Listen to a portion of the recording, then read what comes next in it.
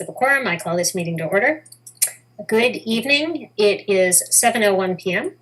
This open meeting of the Acton Finance Committee is being conducted remotely, consistent with Governor Baker's executive order of March 12, 2020, due to the current state of emergency in the Commonwealth and the local state of emergency declared by the Acton Board of Selectmen and Board of Health due to the outbreak of the COVID-19 virus. In order to mitigate the transmission of the COVID-19 virus, the Board of Selectmen have suspended all public gatherings, and in accordance with the Governor's order, all members of public bodies are allowed and encouraged to participate remotely. The Governor's order allows public bodies to meet entirely remotely so long as reasonable public access is afforded so that the public can follow along with the deliberations and/or committee votes of the meeting. Ensuring public access does not ensure public participation unless such participation is required by law. This meeting will feature public comment only at the very beginning. For this meeting is convening by video conference via Zoom app as posted in the Meeting Agenda Town's website calendar, identifying how the public may join. To clarify, there is only public comment during the citizen comments section for Zoom meetings. Please note that this meeting is being recorded and that some attendees are participating by video conference. Accordingly, please be aware that other folks may be able to see you and anything that you broadcast may be captured by the recording. We are now turning to the first item on the agenda. Before we do so, permit me to cover some ground rules for effective and clear conduct of our business and to ensure accurate meeting minutes. I will introduce each speaker on the agenda, if applicable. After they conclude their remarks, I will go down the line of members, inviting each by name to provide any comment, questions, or motions. Please hold until your name is called. Further, please remember to mute your phone or computer when you are not speaking. Please remember to speak clearly and in a way that helps generate accurate minutes. For any response, please wait until the chair yields the floor to you and state your name before speaking. If members wish to engage in colloquy with other members, please do so through the chair, taking care to identify yourself. Finally, each vote taken in this meeting will be conducted by roll call vote. Okay, first item on here is citizens' comments. 1 second, Tom, I see you there. Okay, has someone else become possibly host of the meeting? I think when Mr. Barrett came on, I got a notice saying he was now the host of the meeting. Mr. Barrett, can you transfer host back to me? Yeah, sure.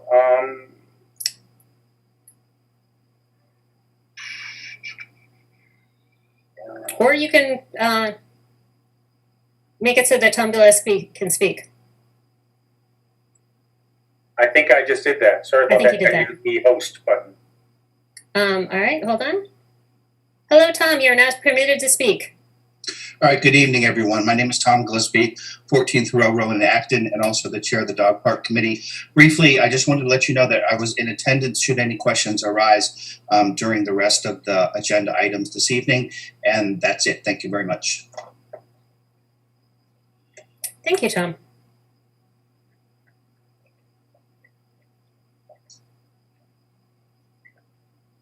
All right. Top item on the agenda is the dog park warrant article.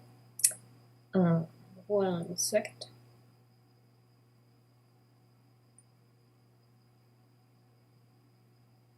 DJ, can you tell me who is speaking to this? Was it Matt Post? I believe it's Matt Post.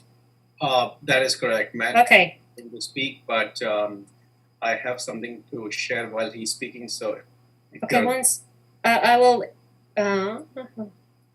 1 second. Do I have to?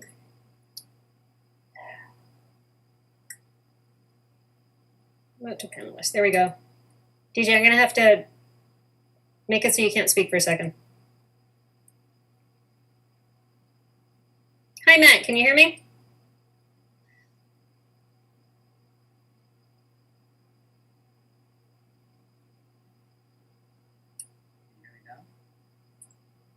All right, Matt, I cannot hear you. DJ, you are now a panelist also.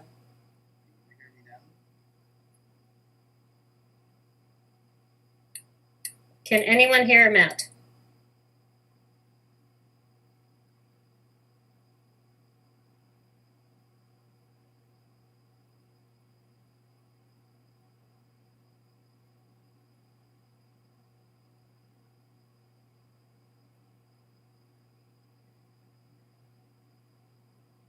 Still can't hear Yeah, you. Matt is muted.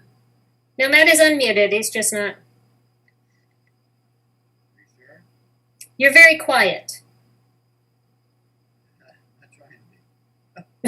You've succeeded a little too much.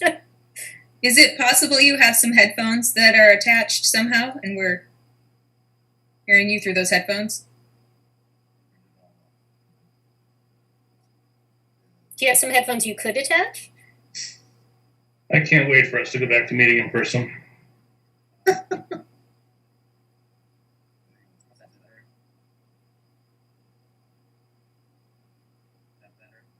No, not really. It's too quiet.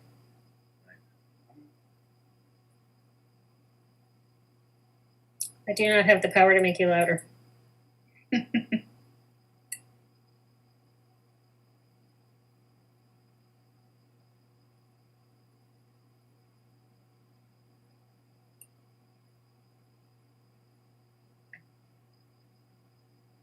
All right.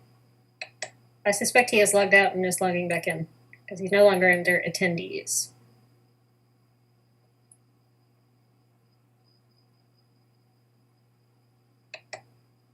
Okay.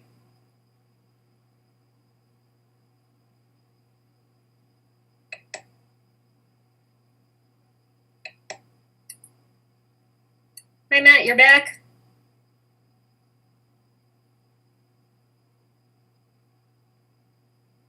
How's that? Still pretty quiet. Is it? Yeah, How's that? still pretty quiet. Really? Okay. Would you like to call in? If you can see the agenda, there's a telephone, a phone number, and a web ID. Or did you have something you want to show us, SLAD specifically? DJ will put something up on the screen and I can call in and talk. That's fine. Okay. Let me go to your thing. Thank you. Do you see it on the agenda? I do. Okay.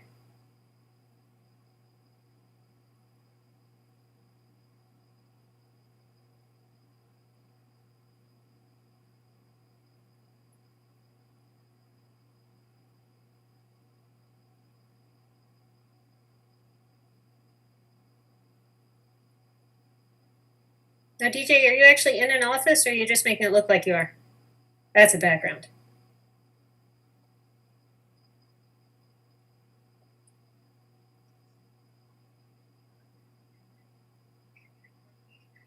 I'm sorry, I was talking on mute. It's a background. Nice. Christy, Yes. Hi, son. can I make an announcement? I know I walked in a little late. Is it regarding the dog park or can it wait? No. Regarding the League of Women Voters, I should have done that in the citizens' comment. Can I do that now, or does it need to wait? Can someone speak to that? I'm fine with it, but I don't know. It's not on topic. Mike says thumbs up. All right. Oh, we're waiting? Yeah. Go for it. So the League of Women Voters is hosting an candidates forum on Thursday. It's a live webinar at 7 p.m. via Zoom. You can find more, but you need to register for this event. So you can go either on our Facebook page or on our website at lwv-aa.org to find the registration link for this webinar. And if you have a question, you can submit it to lwvaameetings@gmail.com beforehand. Now, I'm not That's going to it. remember what that was. Where can we find this? If we just do a search for Acton? It can be on the League of Women Voters Acton area website or on the Facebook page. Okay. I don't see Matt's newly appearing on the.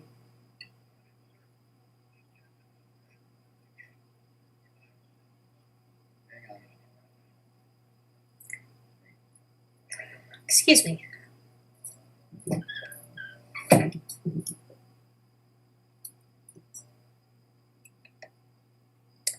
DJ, would you say we move on to our next item and come back to this? Would that be okay?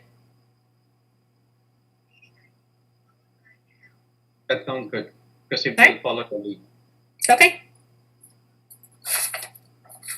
Next is the wastewater treatment plant. Mr. Barrett, I think Dave Martin is speaking to that. Is that correct? Yeah, Dave is, and can you bring Jack Troidel into as a panelist as well, Madam Chair? Certainly. Matt and DJ, I'm going to put you back to being attendees. And I'll pull you back up after the wastewater treatment. Sounds good, thank you. I'm sorry, Mr. Wright, you said Jack Troidel? Yes, Jack. Yeah.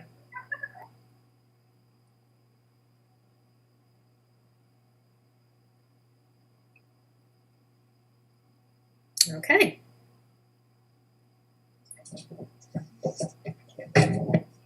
Hello, Mr. Martin. Oh, I'm ready to go whenever you're ready to have me go. We are ready for you. Okay.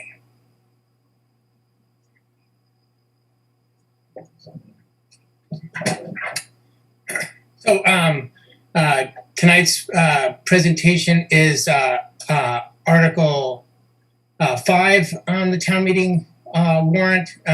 It's about a rehabilitation project for the town's existing sewer district.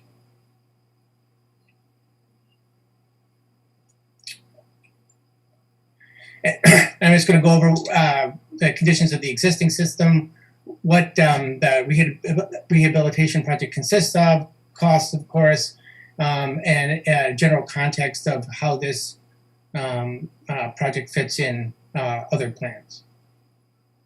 So just as a tiny bit of review, the current sewer district is the dark gray area on this map. This project does not propose expanding that district. However, the needs area 7 at the bottom, the purple the purple area, that is we're expanding into that area with the Powder Mill Place project, but that's not connected to this article, or only tangentially connected to this article. So currently we have 11 pumping stations in the system and a wastewater treatment plant. The wastewater treatment plant consists of mainly 2 batch reactors. I can go through the various steps here in the treatment if people want me to. The 2 batch reactors, though, are the main thing, and there's 2 of them because the plant alternates back and forth between them, and one can fill while the other is emptying. And it's possible to run the plant on 1 reactor while the other is being serviced or something. The effluent from the plant is discharged into infiltration beds. We're permitted to discharge almost 300,000 gallons of a day. So, why do we need this rehabilitation project, and why now? We're seeing more and more failures in the plant and in pieces of the pumping stations, and it's really actually necessary for us to be proactive, not reactive. Even the last bullet on this slide says that we're, this project is basically required by the Department of Environmental Protection, because if as I'll describe here in just a moment, there are a number of parts of this plant which are not in good shape, and the wrong set of failures could cause the plant not to operate properly for a short time. So some of the kind of failures we're seeing is, there's a slide gate between equalization tanks that has failed and took us a long time to get the part and replace it. We have a valve that's stuck 80% open, which makes it really difficult to operate the plant. Many pumps in the pumping stations operate at 70 to 80% of their design flow. Soft starters for pumps don't work anymore. Those soft starters are things that make the pump start up gradually instead of just being on. And the electronic controls that operate the plant, they're obsolete. They're 20 years old. They can't be supported. We can't get parts for them. That kind of thing. Another reason why it's it's good to do this project now is a number of funding sources have come together. We just got a MassWorks grant associated with the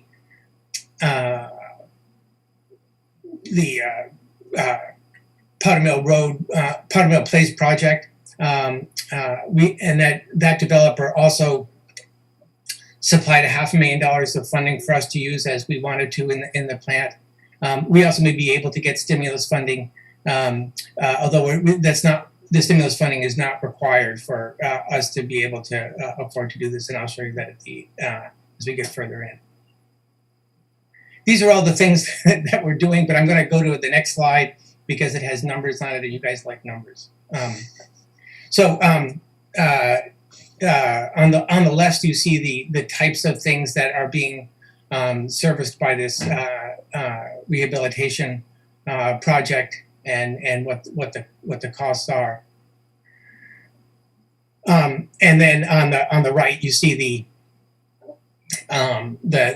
totals, including contingency and design and that kind of thing.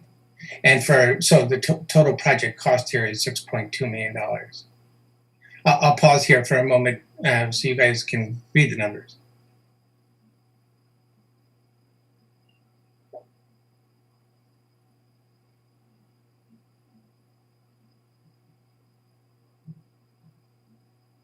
And I can come back here if you guys have questions. So the funding sources for this project come in various colors. The MassWorks grant here is represented by the light blue at the top. The biggest funding source is actually the new customers in the Powder Mill Place apartments, and that's the big purple area in the middle. The green area, one step down, is a almost $500,000 gift from the developer of Powder Mill Place for us to use to enhance the plant however we wish. The little red pieces, we're proposing to take $300,000 out of the sewer stabilization funds, and finally the remainder is made up by we're proposing to raise the sewer fees for existing customers in the district by 2.5% a year for 3 years.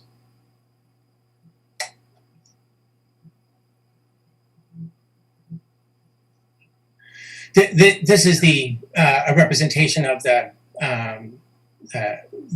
funds that we have that operate the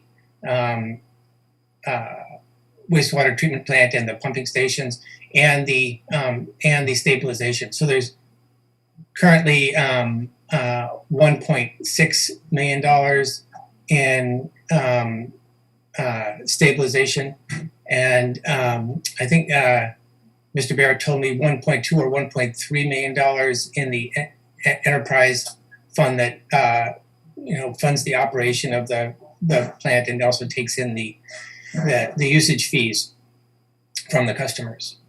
The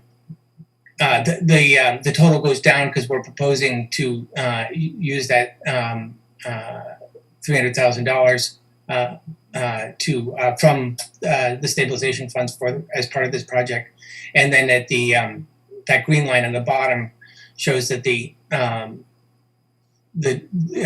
total cash outflow will be negative for a few years and then return to positive.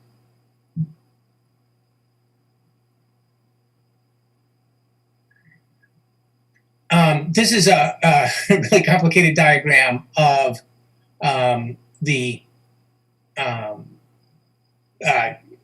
capacity and usage of the plant, right? So we are currently permitted for 299,000 gallon per day discharge. That's the dotted red line, the lowest dotted red line. Below that is the dotted purple line. That is the highest capacity that we've reached so far. And the difference between those two is 73,000 gallons per day. And so that's the capacity we have in the current plant with the current discharge limit. The jaggedy jagged blue line is the actual discharge for the years that the plant's being in existence. The purple dot being the highest discharge for that year, each year. So just to be clear too, the 299,000 is how much we can discharge in a calendar day, every day. The plant itself is designed, the original design was 400 some odd thousand gallons a day. So the plant's design can handle more than our discharge capacity. With upgrades that I'll talk about in just a minute, that are not part of this project, it could be taken up to 600,000 gallons a day, or maybe even up to 1 million gallons a day.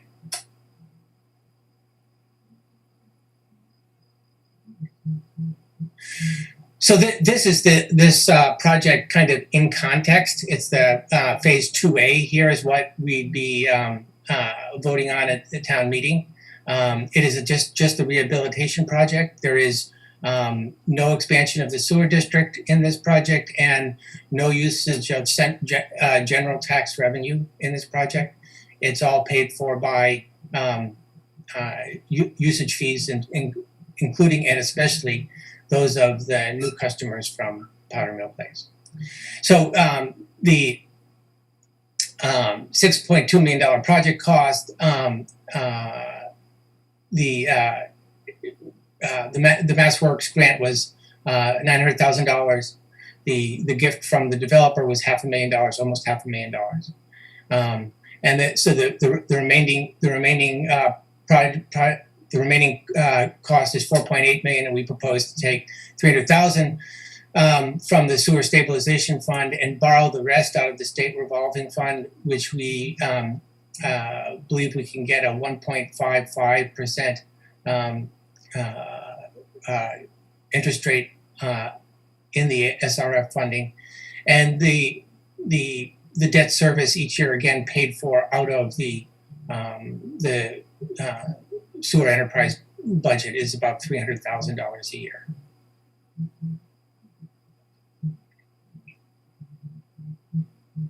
Happy to answer any questions. Adam. Thank you, David. How are the construction costs arrived at that we have? Woodard and Curran and Jack's here, and Jack can answer directly in a minute if you'd like. There are engineering consultant that runs the plant, and also we've used them to design various parts of the sewer district over time. So it's by their estimates, and that goes back to these numbers that I paused at there. Okay, and then how is the contract awarded? And is it bid out competitively to see if there are contractors out there who can come in under that estimate? No, we don't. We don't bid. We haven't bid these out competitively. There are actually not that many firms that do this, and one of the key things is that's really important is Woodard and Curran is used to this plant and knows how it runs and knows how to sequence things to make the construction possible. So who actually is the contractor that conducts the work? Is it the same engineering contractor that comes up with the estimate? Yes. Well, David, can I speak to that? Yes. Sorry, Jack Troidel. And to answer the first question, we have an estimating team, and you see all the line items in here for the cost estimate breakdown. We look at past projects. We have many in the area, and we use that to come up with the cost based on the work. We get current equipment pricing and work that through the estimate.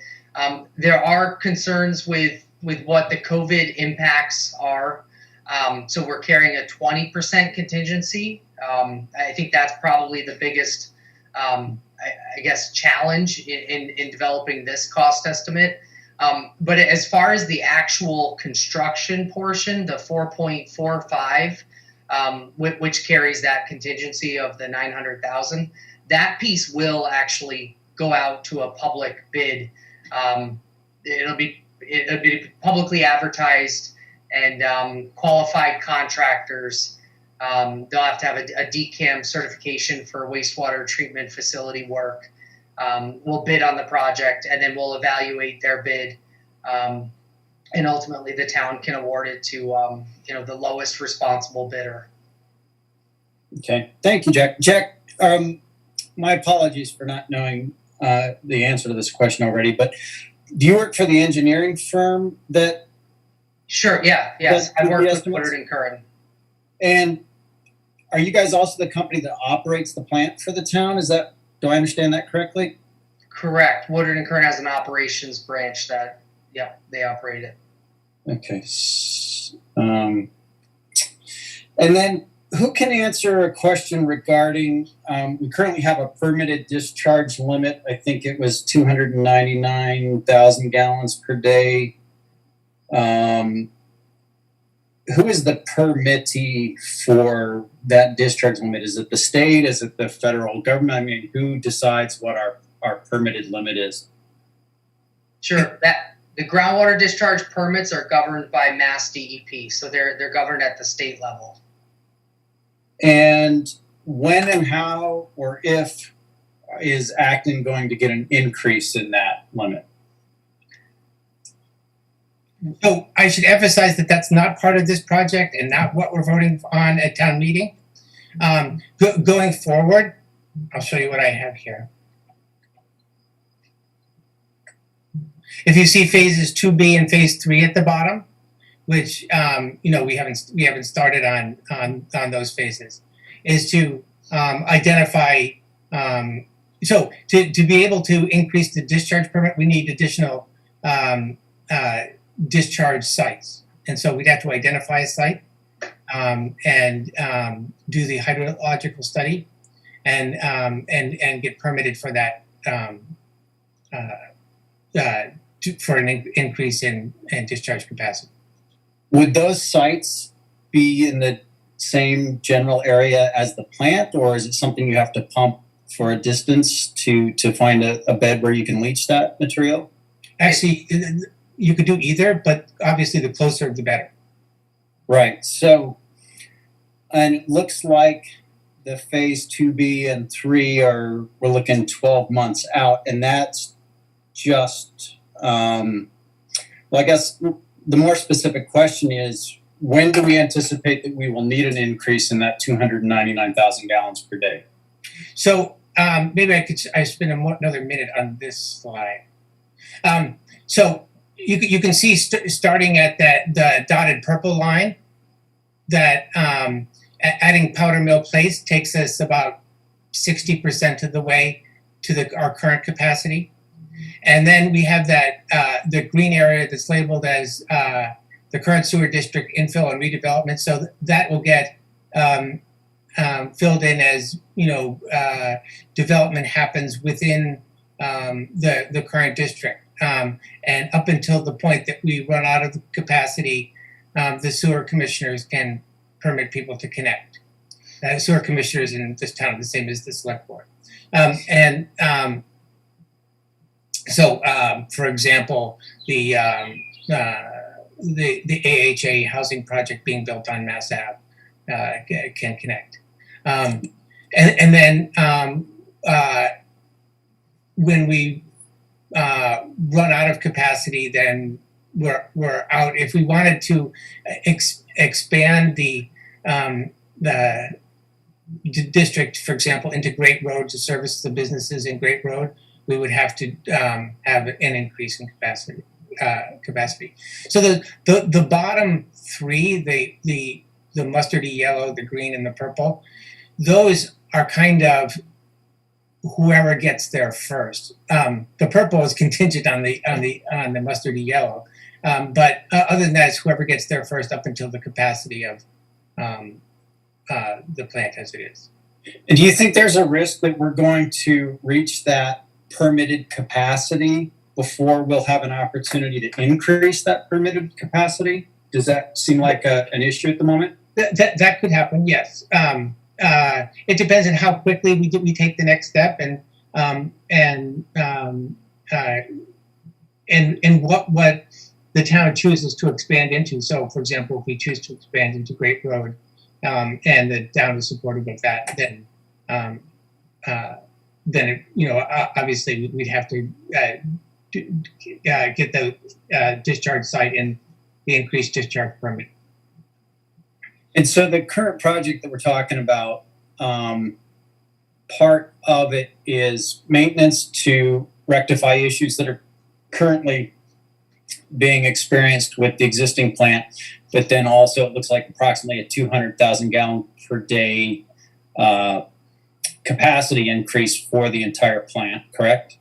So there's incidental capacity increases in this work, but not really, because the discharge, it doesn't increase, right? So the if I go again back to here, the treatment capacity of the existing plant is already over 400,000 gallons a day. Right. It doesn't matter because You can't use it. We can't use it, and you would never in this kind of thing undersize things. Sure. Because especially now that the plant is built and operating them, and it's the expense comes in actually in changing these things on the fly, kind of while the car is moving, kind Sure. of an analogy. And so it's expensive to install a new pump, and so you would never skimp on the pump or the air diffuser or whatever. Right. So my question then is that part of this $6.2 million project is specifically increasing the possible capacity of the plant another 200,000 to approximately 600,000 per day for future needs. Is that right, or is that not right? No, that's not right. Okay. Jack can comment on that, but this plant, these changes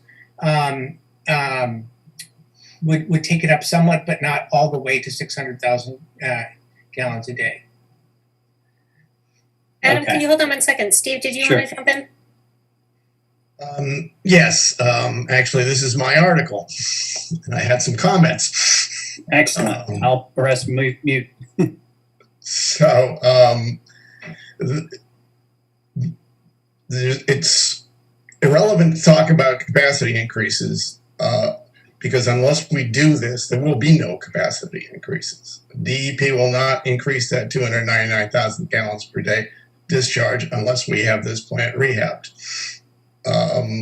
So the first step is we have to do this. We can talk all we want about where we go next in terms of expansions and how much we have, but we simply won't get DEP approval until we get this plant rehabbed. Full disclosure, I serve on a sewer board for North Acton, which is private. We have 199,000 gallon per day permit. In I think 6 or 7 years ago, Woodward Curran did a rehab estimate on our plant, and it was like $3.5 million for a plant about 2/3 the size. So the math checks out. This is what it costs. These plants operate in a extremely corrosive, even toxic environment, and people flush all sorts of things down their toilets that they shouldn't. And the wear and tear on this equipment is tremendous. So before we do anything, we have to get this rehab project done. And beyond that, then we can talk about where we go from there. The logical next step seems to be powder mill. But nothing's going to happen until we get DEP to increase that 299, and it's a bureaucratic number. The plant was built with a larger capacity, but that's the discharge permit. And I serve on the board on has a more capacity than what we have a discharge permit for. Also, but they won't move until we demonstrate that this plant is back in good working order. And that 20 years worth of wear and tear and damage has been addressed.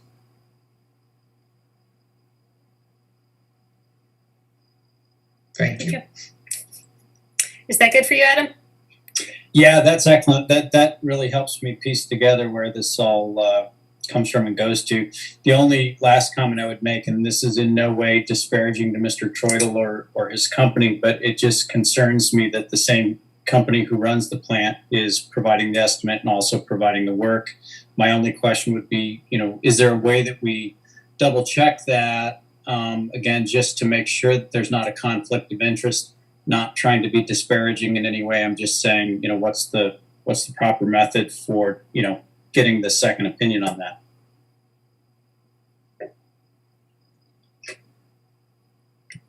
Mr. Martin, did you want to respond to that? I don't really have a response. I've worked with Wood and Curran a bit now. I think they're an excellent firm. They've done an excellent job operating the plant. I think there are efficiencies to be gained by having them be the same, having the plant engineered by the people who run it. I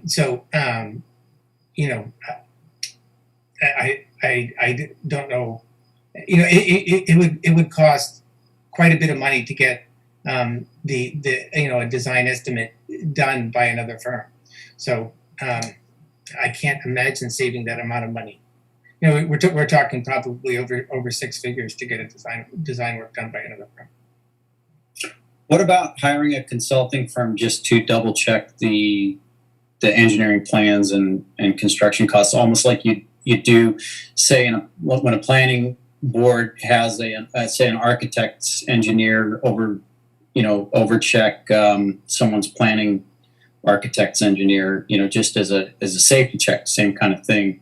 The same way we do for traffic studies and those sorts of things, where we hire a consultant, it maybe costs, $10, $20, $50, maybe even $100,000, but could be well worth it on an expensive project. I'm just wondering what the town's doing to double check those figures. That's all.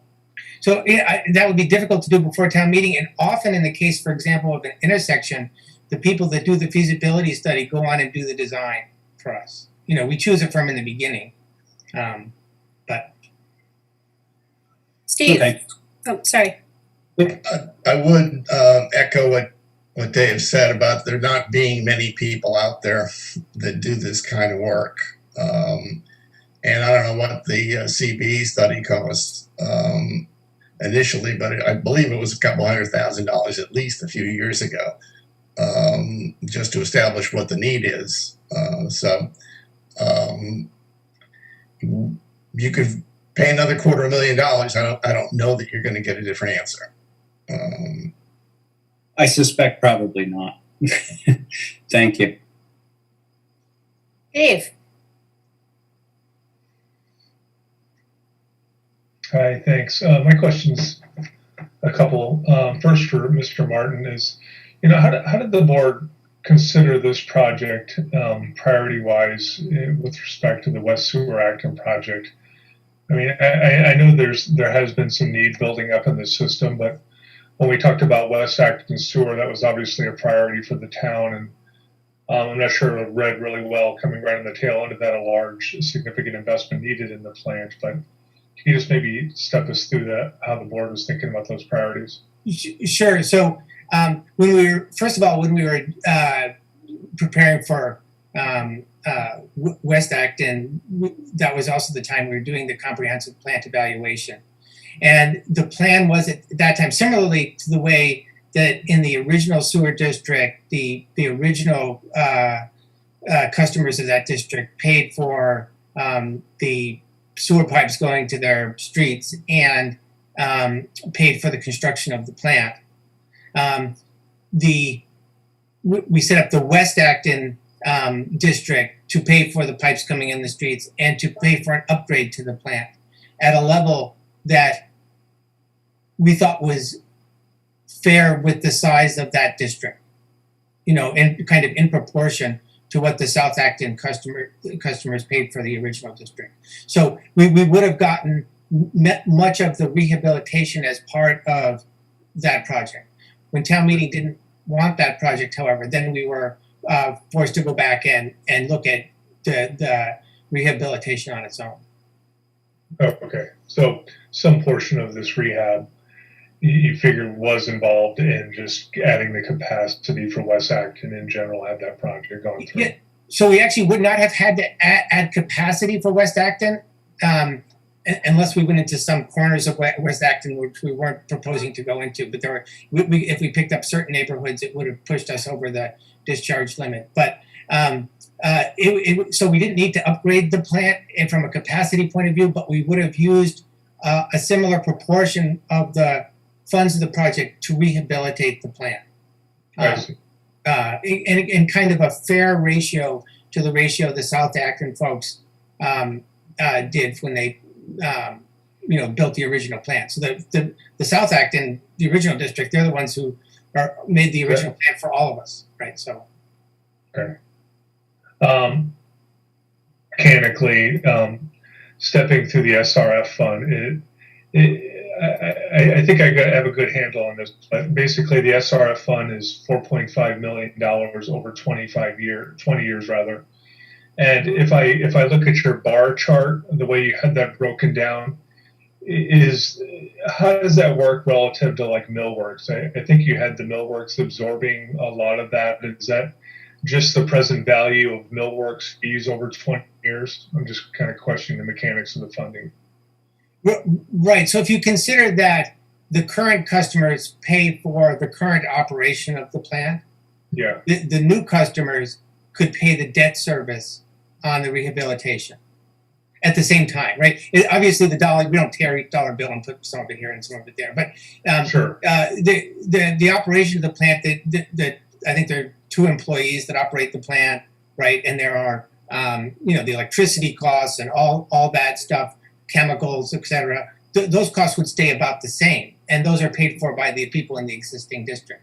Well, and the people coming online, in some ways similar to the way we were proposing to do the West Acton district, they would pay for the new pumps and the new UV system and the new diffusers, etc.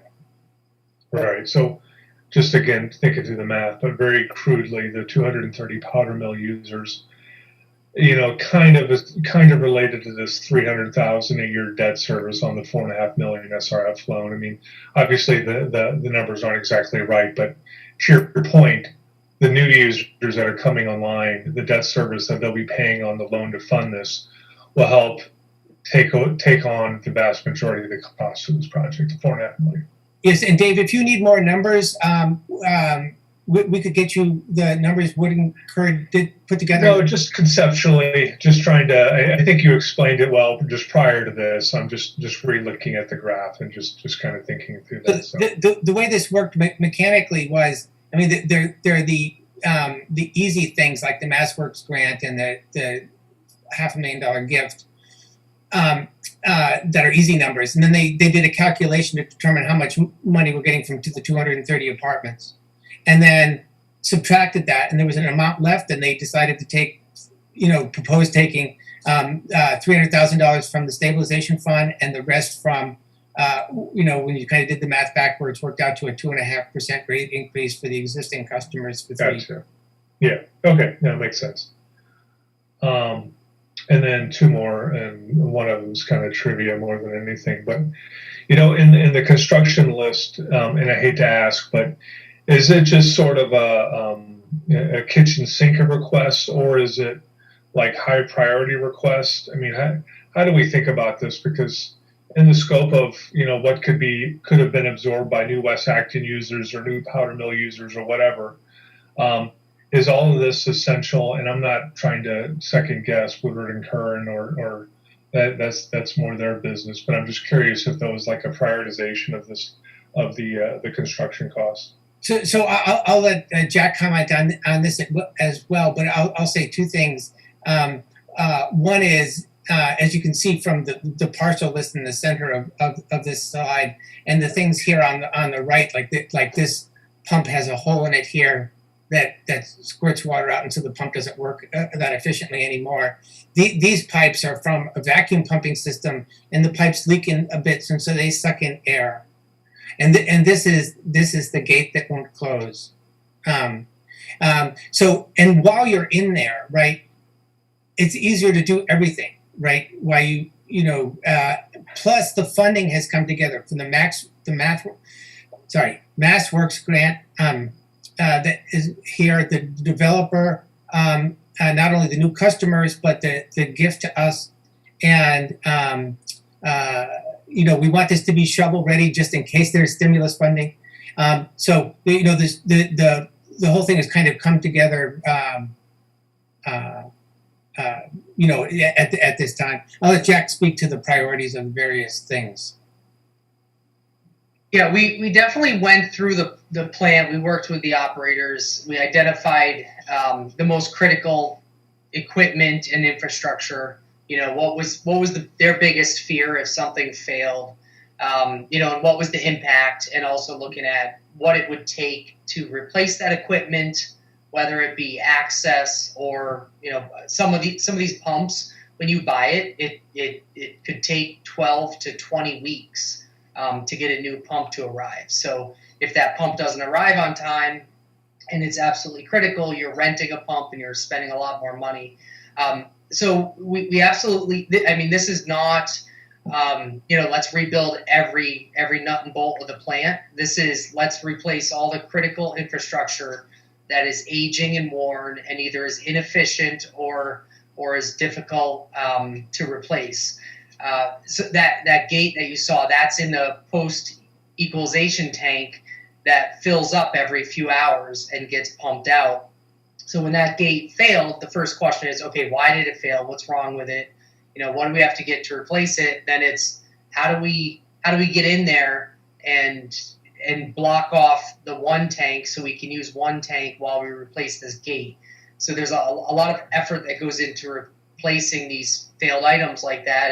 And as it stands today, there is that one influent valve that failed, and luckily it failed in a way that they're able to operate the plant by making some adjustments. But I guess that was the prioritization. The CPE was was focused on what's the need to bring the plant to be reliable for the next 10 to 20 years. We don't want permit violations and other issues associated with that, that type of failed valve and wastewater overflowing onto the ground. So that was absolutely what we looked at. Some equipment, was full replacement. I know the SCADA control system, a lot of those, the PLCs, which are the computer, the brains behind the computer, they're no longer supported. You can't even buy them from the manufacturer anymore. So that's an overhaul they've been waiting for many years now. But on the pump stations, we looked at replacing impellers and wear plates in the pumps instead of putting in all new pumps. It would be ideal to just put in new pumps and not have to worry about it, but we felt that was more cost effective to do that in certain areas. So we tried to balance the cost and reliability together. And just in general, like obviously construction costs, building things is very expensive right now. Given the pricing of the list of items that you have listed here, is there any benefit to waiting, 12, 18 months? I know construction, I think you had listed as 2023, a little further out. But when you think about just putting stuff like this out right now for bid, is it a really expensive time when it comes to sewer treatment plants? Just like it is for residential or commercial construction or whatever else. I have no idea. Maybe the demand has been slower, but in some of these other markets, it's white hot right now. Yeah, I think, that's an excellent question. As far as schedule, we're looking at putting this out to bid early next year in the spring. That's usually when you get your most aggressive prices as the contractors are planning for the year.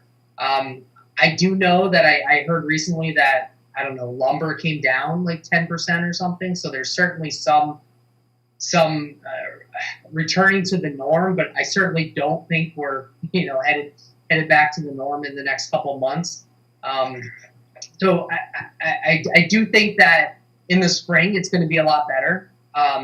But that was certainly one of the challenges with the cost estimate of how much of what we're seeing today is going to be happening, early next year.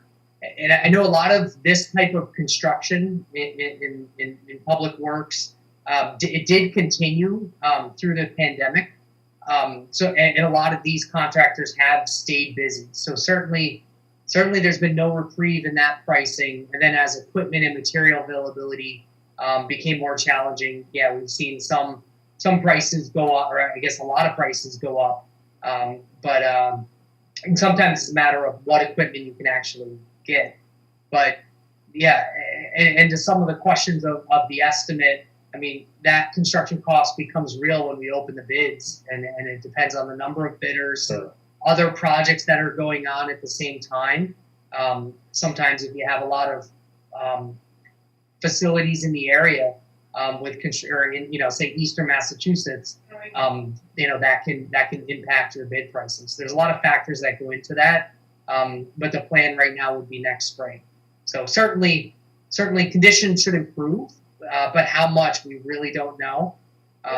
We're carrying a 20% contingency. We think that's a little bit conservative. One could argue that maybe it should be higher, but we felt like the 20% was reasonable, given that there's still more time for that cost to come back down to closer to the norm.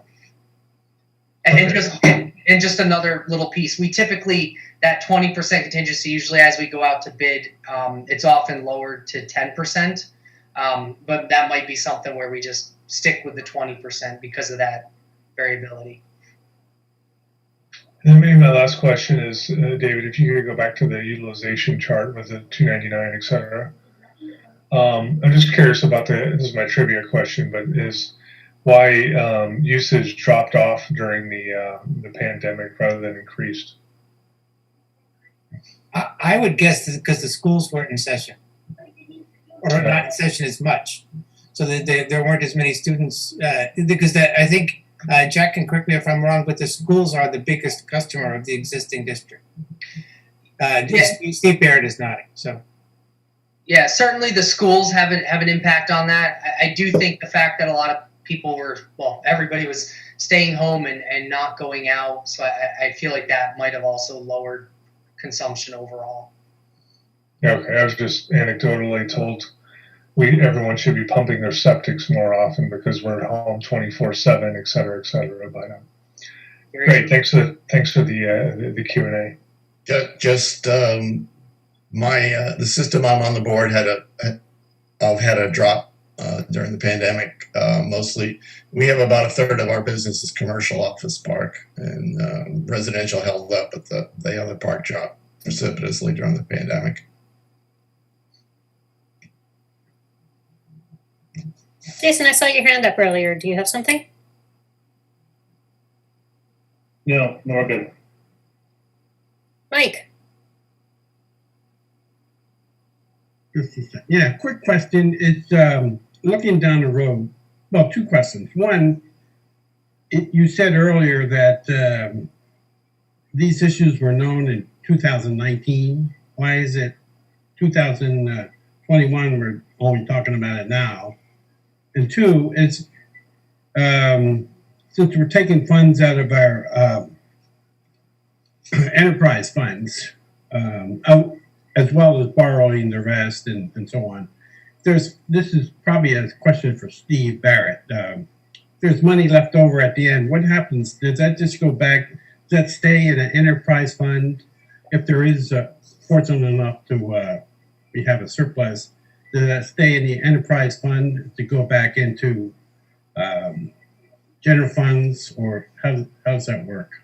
Or does it just stay in an account somewhere? Hi, Mike. Hi, Madam Chair. Thank you very much. Yeah, Mike, if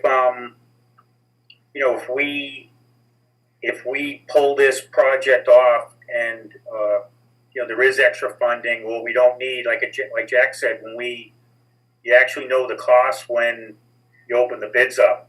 So hopefully in the spring, there's a more favorable, climate, for certain things. And yes, if, we didn't need to move money from the stabilization fund to try to help out or as much, those funds would just stay right in that enterprise fund.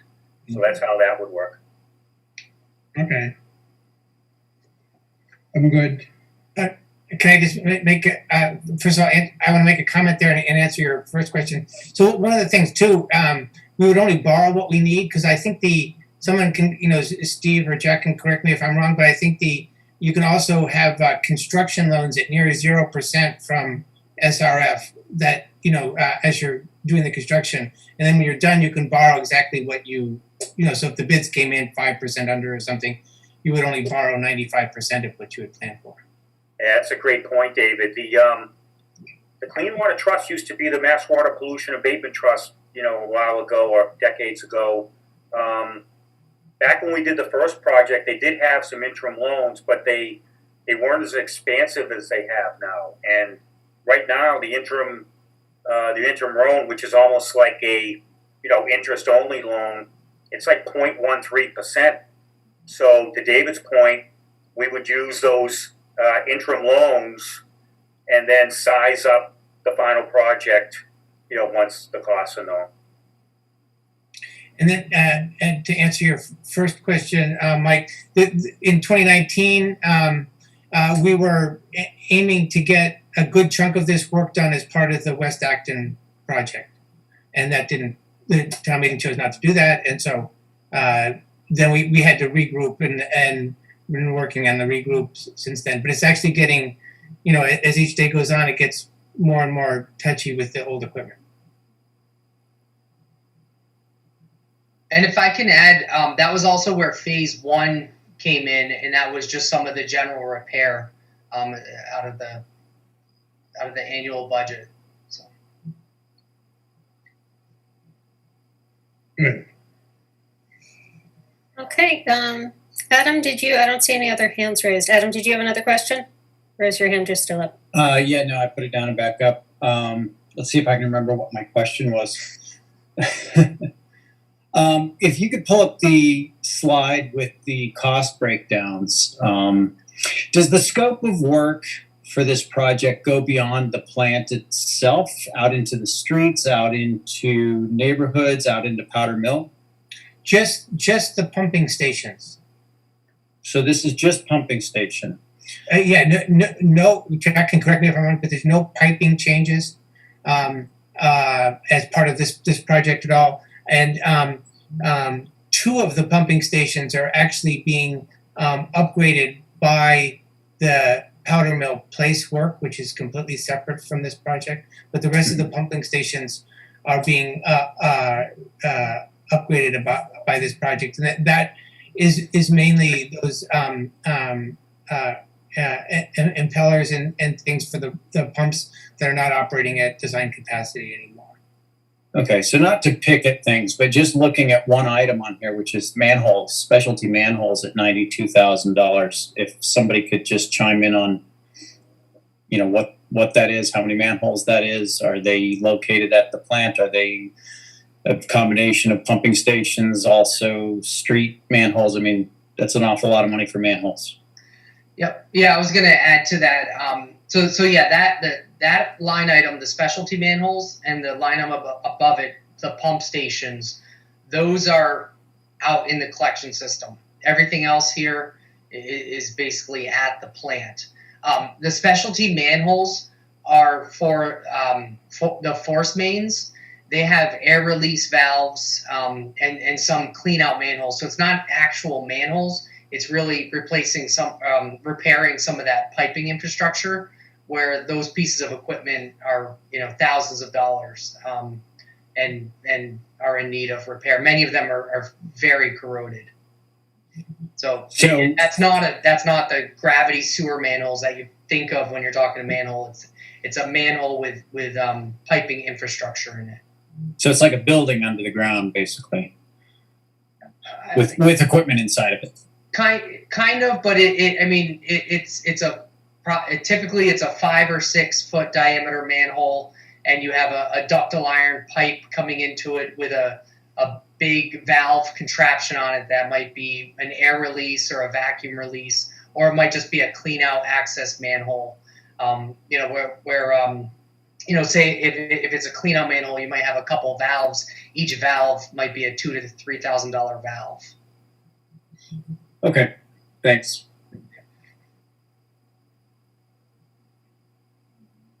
I don't see any other hands up. So unless someone wants to jump in, we will say thank you very much. Bye. Thank you. Let's try again with the dog parks.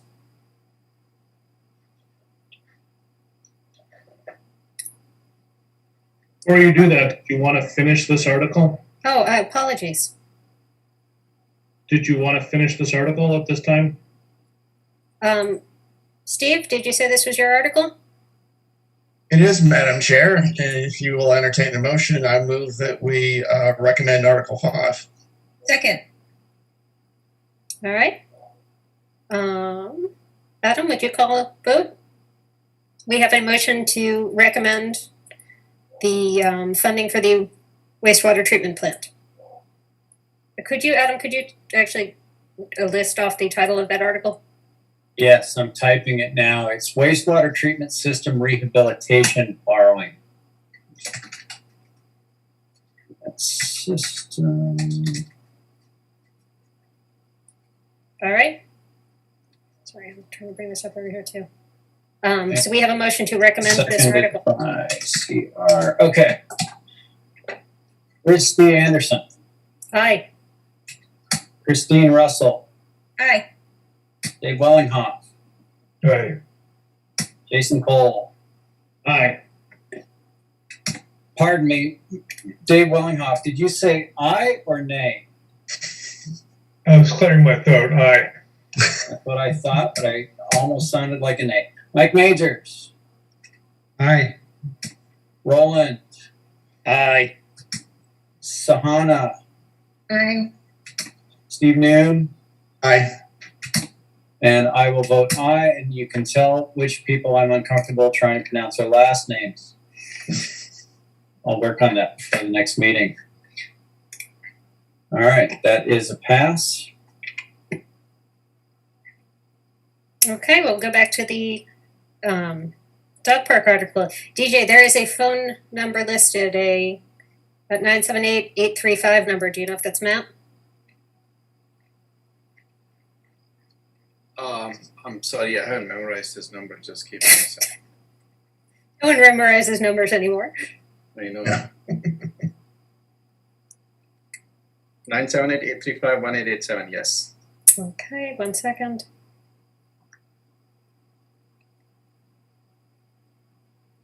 Hello, Matt. Can you hear us?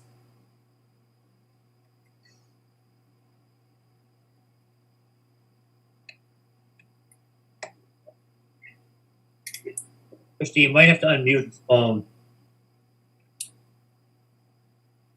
I can ask him to unmute. That's the only option I have. He's allowed to talk. Well, his phone's muted, so Yes, I don't have that control. Steve Barrett. No, I'm saying I have control. It just doesn't, all it says is ask to unmute. If It's I not, understand correctly, he actually has to hit a yeah. button.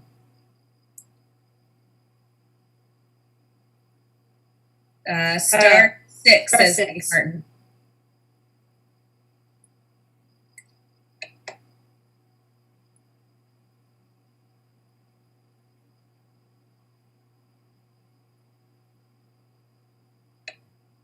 It's a shame because it's not like we can test this while having a different discussion. Good thing we're paid by the hour, huh? Exactly.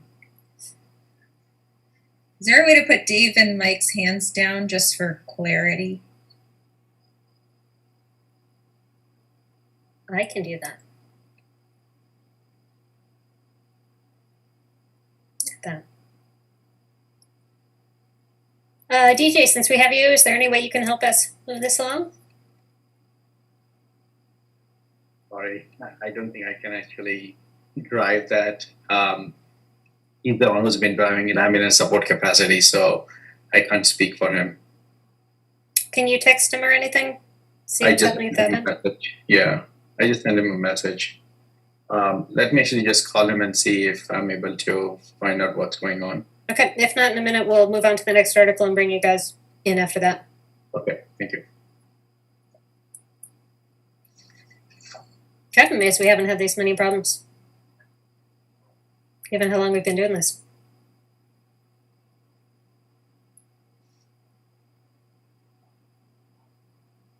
I feel like I have this problem anytime I've tried to use a headset with my Zoom. Agreed.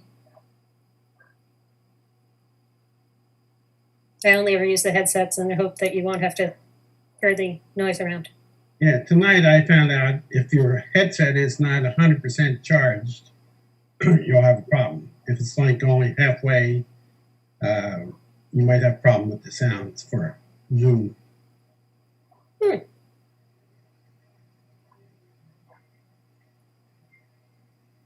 Okay, DJ, we're going to put you on hold until after the next. Yes, I think he's having technical difficulties with the phone connection. Does that work? Yes. Oh, wait, was that No, Matt? No, it's coming from from the mic. That's fine. Turn that all the way up and let's hear him. Can you hear me now? A lot better than we could before. Can you hear us? That's fine. That's still not quite loud enough. Not loud enough? Is that good for everyone? Yeah. Give it a shot. All right, let's try it.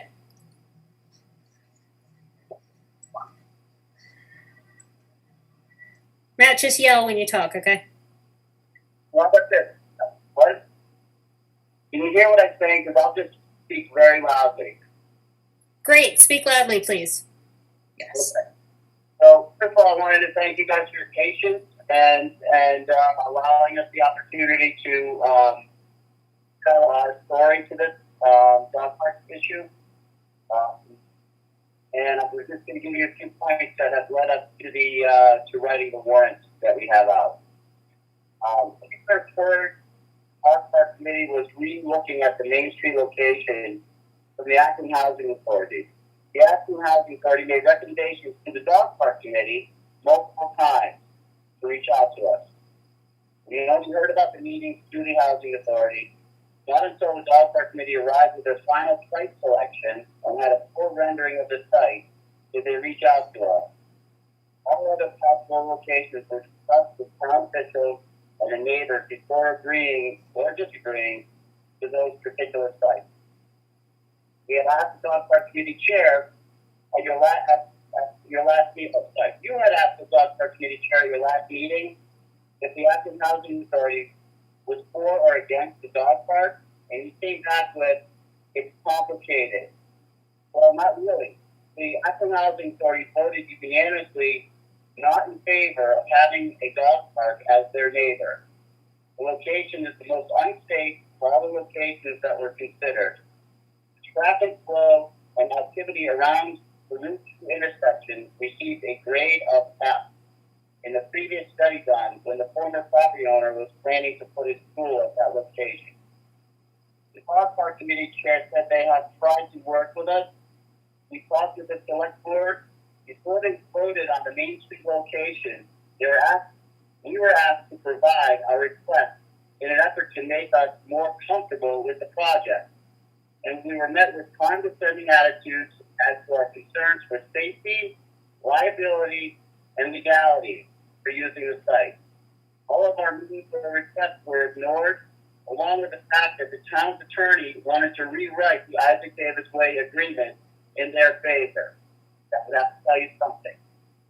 During our meeting, the town's lawyer said, "Stop being so spiteful," as we tried to protect the land that we own and pay taxes on. Based solely on her opinion, with no legal backup documentation, she has stated that our legal document has no bearing on the town's use of Isaac Davis Way. So I refer you to the RFI, the request for interest, from October 3rd, 2018, which is the town's document. It states, quote, easement. The 1 2 Main Street property is subject to the Isaac Davis Way right-of-way. The total area of this easement is 2,945 square feet. No permanent structures can be built on this easement area, end quote. The town has set the precedent by acknowledging the Isaac Davis Way agreement. And so the project was voted forward unanimously anyway, with the dog park committee being told to move forward regardless of the Isaac Davis Way neighbors, including the Acton Housing Authority. The Isaac Davis Way agreement, Untitled Chapter, is registered to record to the record of deeds, clearly states that the owner of the 2 parcels of property on either side of Isaac Davis Way has the right to cross over it from one side to the other to maintain the parcel, which we agree with. That means the municipal employees of the town, not every resident. That would be called an abuse of the easement. The attorneys can agree that the intent of the agreement is directed to municipal employees, not to all residents. Isaac Davis Way is actually our driveway. Most of the neighbors have access to it, but we keep the gates closed because we have children and dogs. There are, in fact, 2 gates, one on either end of my section of the driveway. The dog park parking lot will impede our access and the use of the driveway. This project has a major problem, as we, Isaac Davis Way, will not allow the town to use our driveway as the entrance for the parking lot. This issue alone, and having been the only location out of the 13 sites giving the most genuine pushback, should move the committee to see that the dog park should not be funded.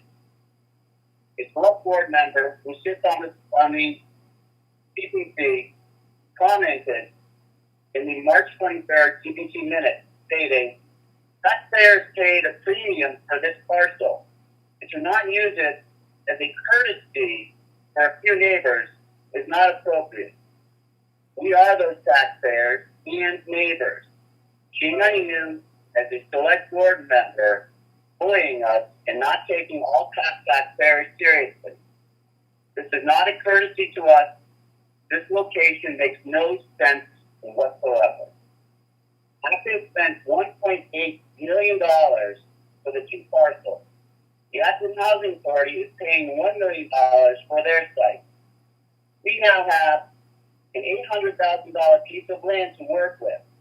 As much as the dog park committee tells you they have $250,000 to work with, that only covers their construction costs from the metal fence in, and possibly the parking lot. What's about handicapped access, lights, sidewalks, landscaping, and that beautiful gazebo? I'm not convinced the Stanton Foundation realizes the parking lot is 200 yards away from the dog park. Their $250,000 has nothing to do with constructing the remainder of the park for residents to use. If you look at your house, which the dog park committee mirrors their fencing after, you are now increasing the cost by roughly $300,000. Not to mention all the additional costs to maintain and service both parks. If the dog park committee thinks can be managed with their $7,000 that they have raised over the last 3 years. You are now potentially paying $1.1 million so Acton can have a dirt spot dog park as the entrance to our beautiful town. The select board has a current opportunity to generate income on the dog park parcel. It will help to recoup the expense of buying the parcels. And they voted not to explore it or any other income generating opportunities. This tells me the select board members' argument about paying a premium is not really a concern. Isaac Davis Way and the Housing Authority and the CPC are being ignored. And we, as neighbors, have been bullied through the entire process. We have asked for backup information on several items, including sound test data.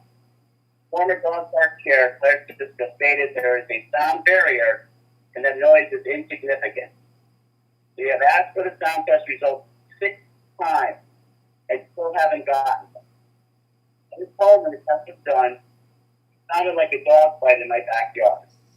Went over to the property to ask what was going on and was met by Claire, who proceeded to tell me, mind my own business and go away. No bullying, less working with the neighbors. Her mindset is that we have been bullied, ignored, and made out to be the villains in this process. We are not against the dog park in Acton. The committee is looking to give away money to a project where there has not been an ounce of due diligence regarding safety, finance, or legality. The dog park committee has not provided any comparative studies as to the cost and feasibility to develop any of the 13 sites they looked at. The decision was based solely on where they were told to put it, but the select board can override any decision made by the town meeting. If you impregnate the committee, there's no turning back. Can't get unpregnant. We recommend that you cut the funding from the proposed budget to the dog park Main Street. Okay. You heard. We lost you a little bit at the end there, Matt. Where did you lose me? I'm not Possibly sure. possibly just your last sentence or two. Okay. Well, my last sentence was, if you impregnate the dog park committee, there's no turning back. You can't get unpregnant. We do recommend that you cut the funding for the proposed budget from the dog park on Main Street. Okay, thank you. Do you have any questions? Adam? Do you have like a map or schematic that can show the access point that you're showing is being blocked to Isaac Davis Way as a result of the dog park plan? So, DJ, do you have that? Can you see my screen? Yes. So there's if you look on the map there, you'll see the red dotted lines. Isaac Davis Way, and that's the portion. The map is incorrect, and that was being used at the town's RFI. The lines are incorrect because we actually own the actual property that goes from the top of the red there all the way to Main Street. So the Isaac Davis Way property plots include the property between those red dashed lines? Yeah. And that's the easement that's going to be used to access the parking lot, is that correct? Correct. We're giving the housing authority an easement to cross under Isaac Davis Way to do their septic system.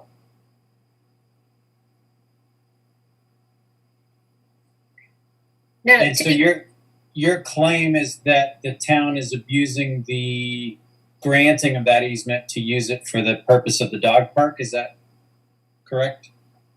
So when the agreement was made with the previous owner, it was for the owner just to be able to cross over and maintain the property. And so with the fact that that is actually our driveway, and it is in fact my driveway, I just chose to close the gate because of the dog.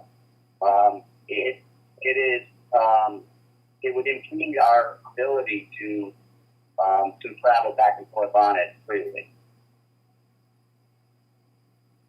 Okay, thank you.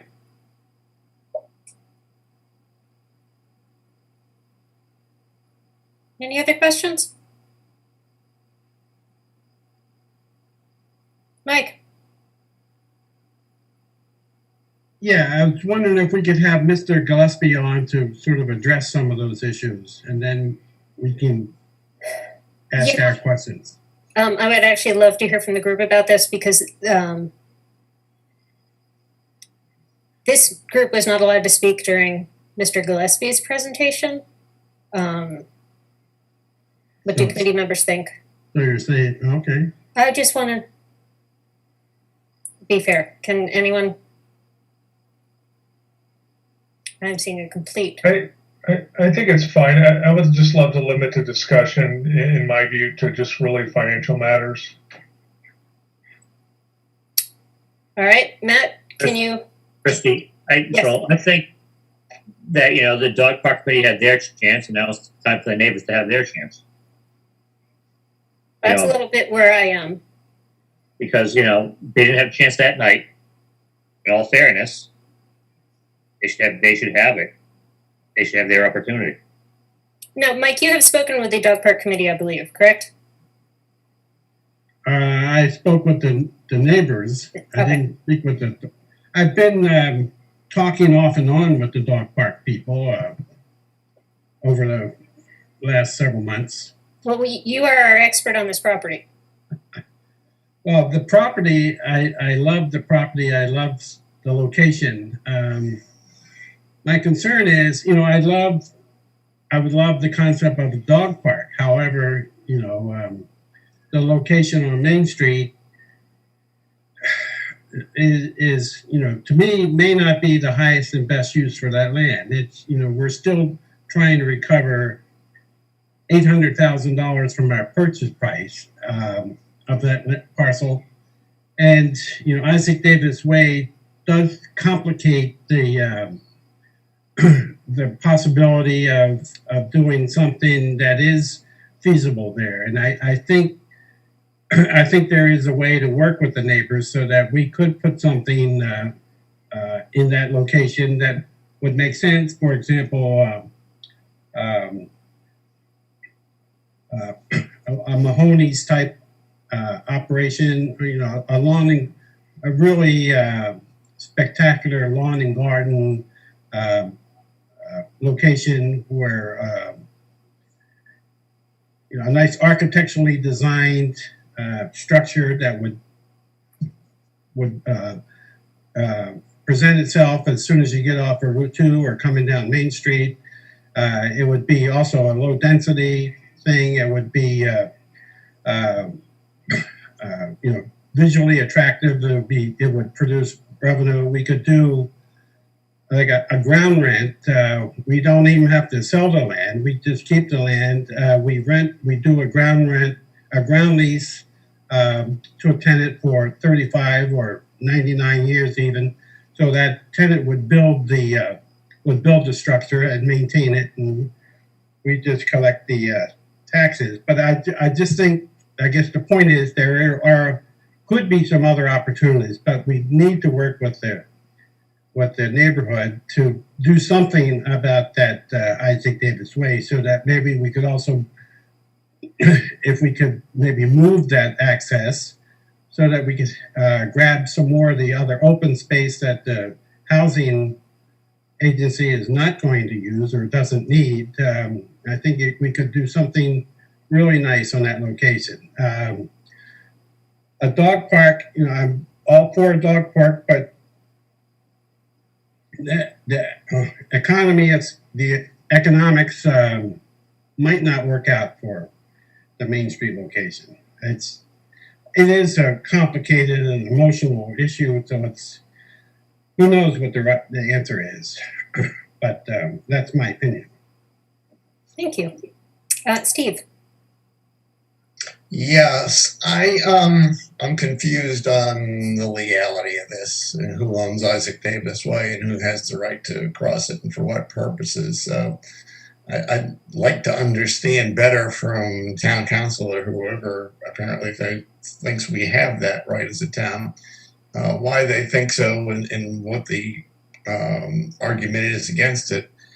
This is a parcel that has not Isaac Davis Way, but the entire property has been tied up in legal issues for many, many years. And I like dogs, and I think we should have a dog park, but I don't want to start another long legal hassle on this site. It's been idle too long.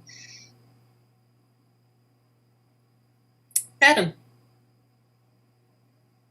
Yeah, in echoing David's comments about trying to keep the discussion a little bit more financial, I'm particularly interested in some of the factual and data request claims that Matt presented. And I did notice that Mr. Gillespie did chime in on the chat that he can answer some of those questions. I don't know that it's, my purpose or our purpose as FinCom to mediate or take judgment on those specific issues. I just view them as a curiosity. Anytime someone's asked for data or asked for studies and have been told that they're going to get them and they're not forthcoming, that's always a bit of a red flag.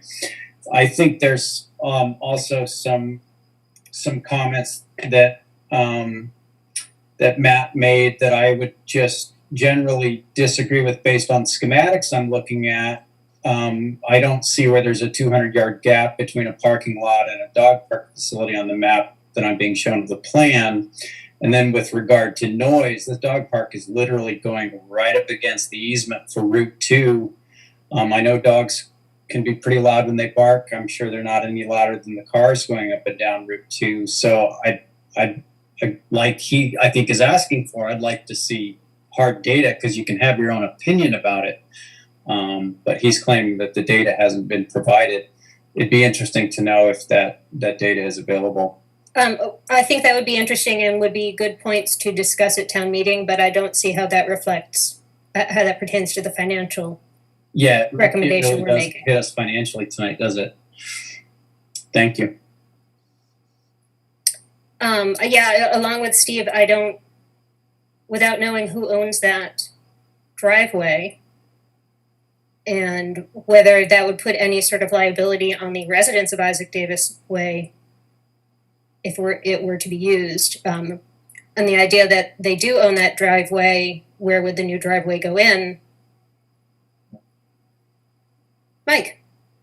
Yeah, just as a follow-up to that question, we did, the neighborhood association says they own that road, but I asked specifically the board of select board and their legal counsel who owns Isaac Davis Way.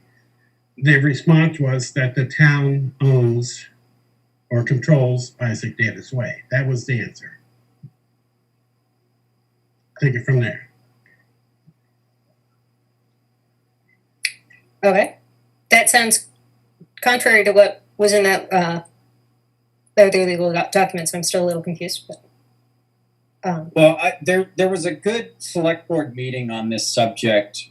The discussion between the Isaac Davis Way folks and the select board, and then also the dog park folks and the select board. It went on, if I'm not mistaken, for nearly 2 to 3 hours. I watched the whole thing at least once, possibly twice. It was very compelling.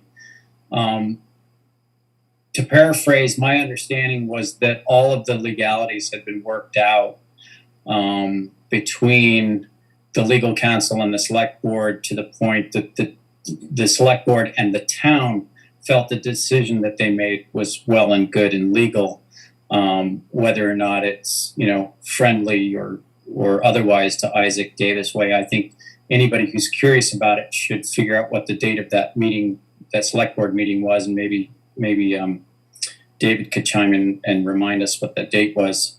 It's good background information and it's very compelling. I'd watched it many months ago, so I can't remember a lot of the specifics, but I can tell you that it had been worked out, and it gave the select board the confidence that they needed to make the decisions that they made. so we take from that the select board believes that the town owns that piece of property. Or that they have enough control or worked out the issues that they were going to be presented with regarding to running the plumbing under or around Isaac Davis Way. There was something to the effect of, if they couldn't go under it, then they would just go around it. There was a cost associated, and they were willing to accept that. I think there's a lot more involved in that, but that's my recollection. Christine? I do find it interesting that the Acton Housing Authority felt compelled to go to the residents to gain an easement to use Isaac Davis Way for their development on the other side of that road. I think that's telling. And yeah, I did hear Matt was interested in responding to Adam's comments. Please go ahead, Matt. So the comments you're talking about, I believe, are the housing authorities going underneath with the Isaac Davis Way for their plumbing, and we've already agreed that we're letting them do that. They've given them the easements done. We have not seen, and I'm happy to see a from the town's attorney in writing that says they own Isaac Davis Way, because I can tell you right now, he's holding in hand the document because the neighbors, all my neighbors and I own Isaac Davis Way from Hayward to Main Street. So whatever opinion Nina is giving you guys is only her opinion. It has no legal backup. And the backup that I'm holding in my hand is far more telling than her opinion. So, I mean, I don't want to get into a fight on that tonight.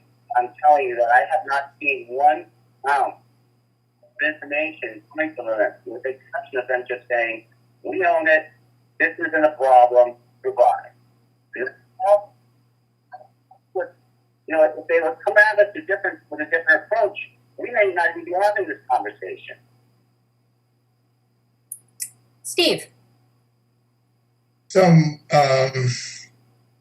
he just made my point. The Board of Selectmen believe the town owns it, and the neighborhood believes they own it. Of such differences of opinions, lawsuits are made. Dog park's being pretty much presented as a no-cost item, but defending a lawsuit is going to cost us money. So I do believe it is a financial risk, and therefore I'd like to understand the legal side of each of these parties. Anyone else? Yeah, Christy, Please. Is David still on? Can we get somebody from the select board to explain to us the decision-making process there? Do you know, Mike, do you know whose article? Which select member's article this is? Yeah. It's article number 3, and the select board representative is indeed David Martin, and it's also on my docket as well. Mr. Martin, are you willing to speak? Oh, it says Joe Gardner.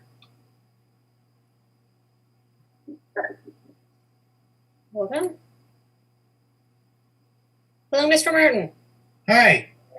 So the town is confident that we own the land. However, the neighbors control in their easement access to it. So, for example, we could not run, or the housing authority could not run the discharge piping from their septic system under Isaac Davis Way without permission of the neighbors. The thing that we discussed at that select board meeting that Adam is referring to is, if the neighbors chose not to allow us to run the pipe under, that we could run the pipe around. Or we being that housing authority. So that's possible in either case. So anyway, the town is very confident that we own the land, but the neighbors have an easement to it, and they control a lot of it. Was there any discussion about whether this would open whether the easement would open the Isaac Davis Way residents to any sort of liability if something were to happen on it via public access? I can't imagine. I mean, we have easements all over town for every single sidewalk, right? So it's really no different than that. So I can't imagine. And there's Massachusetts general law, which I'm not claiming to be an expert here at all. That talks to access over easements, and so it's the access on top cannot be restricted to the people who mow the lawns, for example. Anyway, I'm happy to answer more questions. I can, stay here as long as people want. Adam, you have your hand up. Do you still have something to say?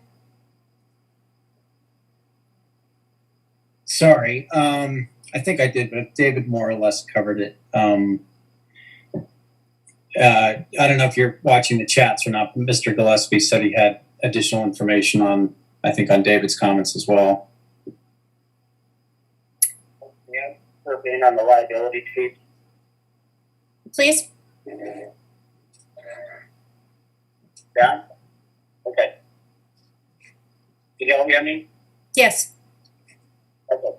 Well, I've been an insurance professional for 20 years. I'm a licensed insurance broker.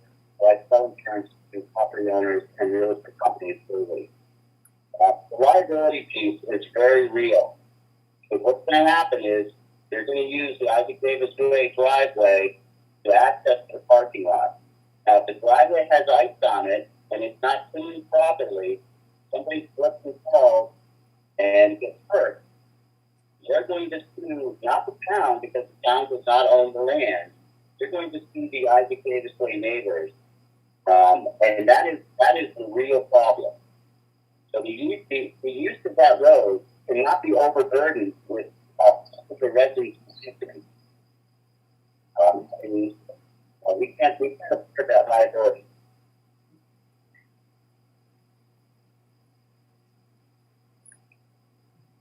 Okay, what I'm hearing is that the town thinks they own it, and Isaac Davis Way thinks they own it. Christy, can I jump in? Please do. Just to follow up on that particular thing, the easements, don't we have the sidewalk easements, like what David said, all over the town? And for, in response to what we just heard, isn't it the same thing? The town, in case we don't clean our sidewalks and somebody falls and breaks their leg, or, it's not the responsibility of the town. It's the responsibility of the homeowner. So it's sort of the same thing I'm seeing. Correct me if I'm wrong with that. That is not the same thing. Town sidewalks, the town usually owns 8 feet in from the road, and they sidewalks in that location. You're talking about a piece of land that's owned by 4 other people that is not on the sidewalk. It's a totally different scenario.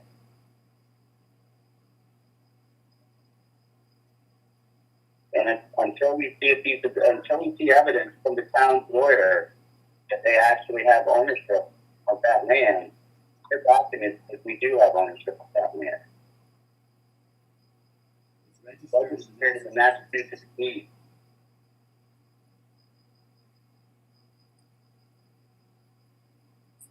Okay, Mike, this is your article. Do you have any ideas? Unfortunately, I wish I had an idea, but it's complicated. I see Matt's point very clearly. The position of the neighbors. I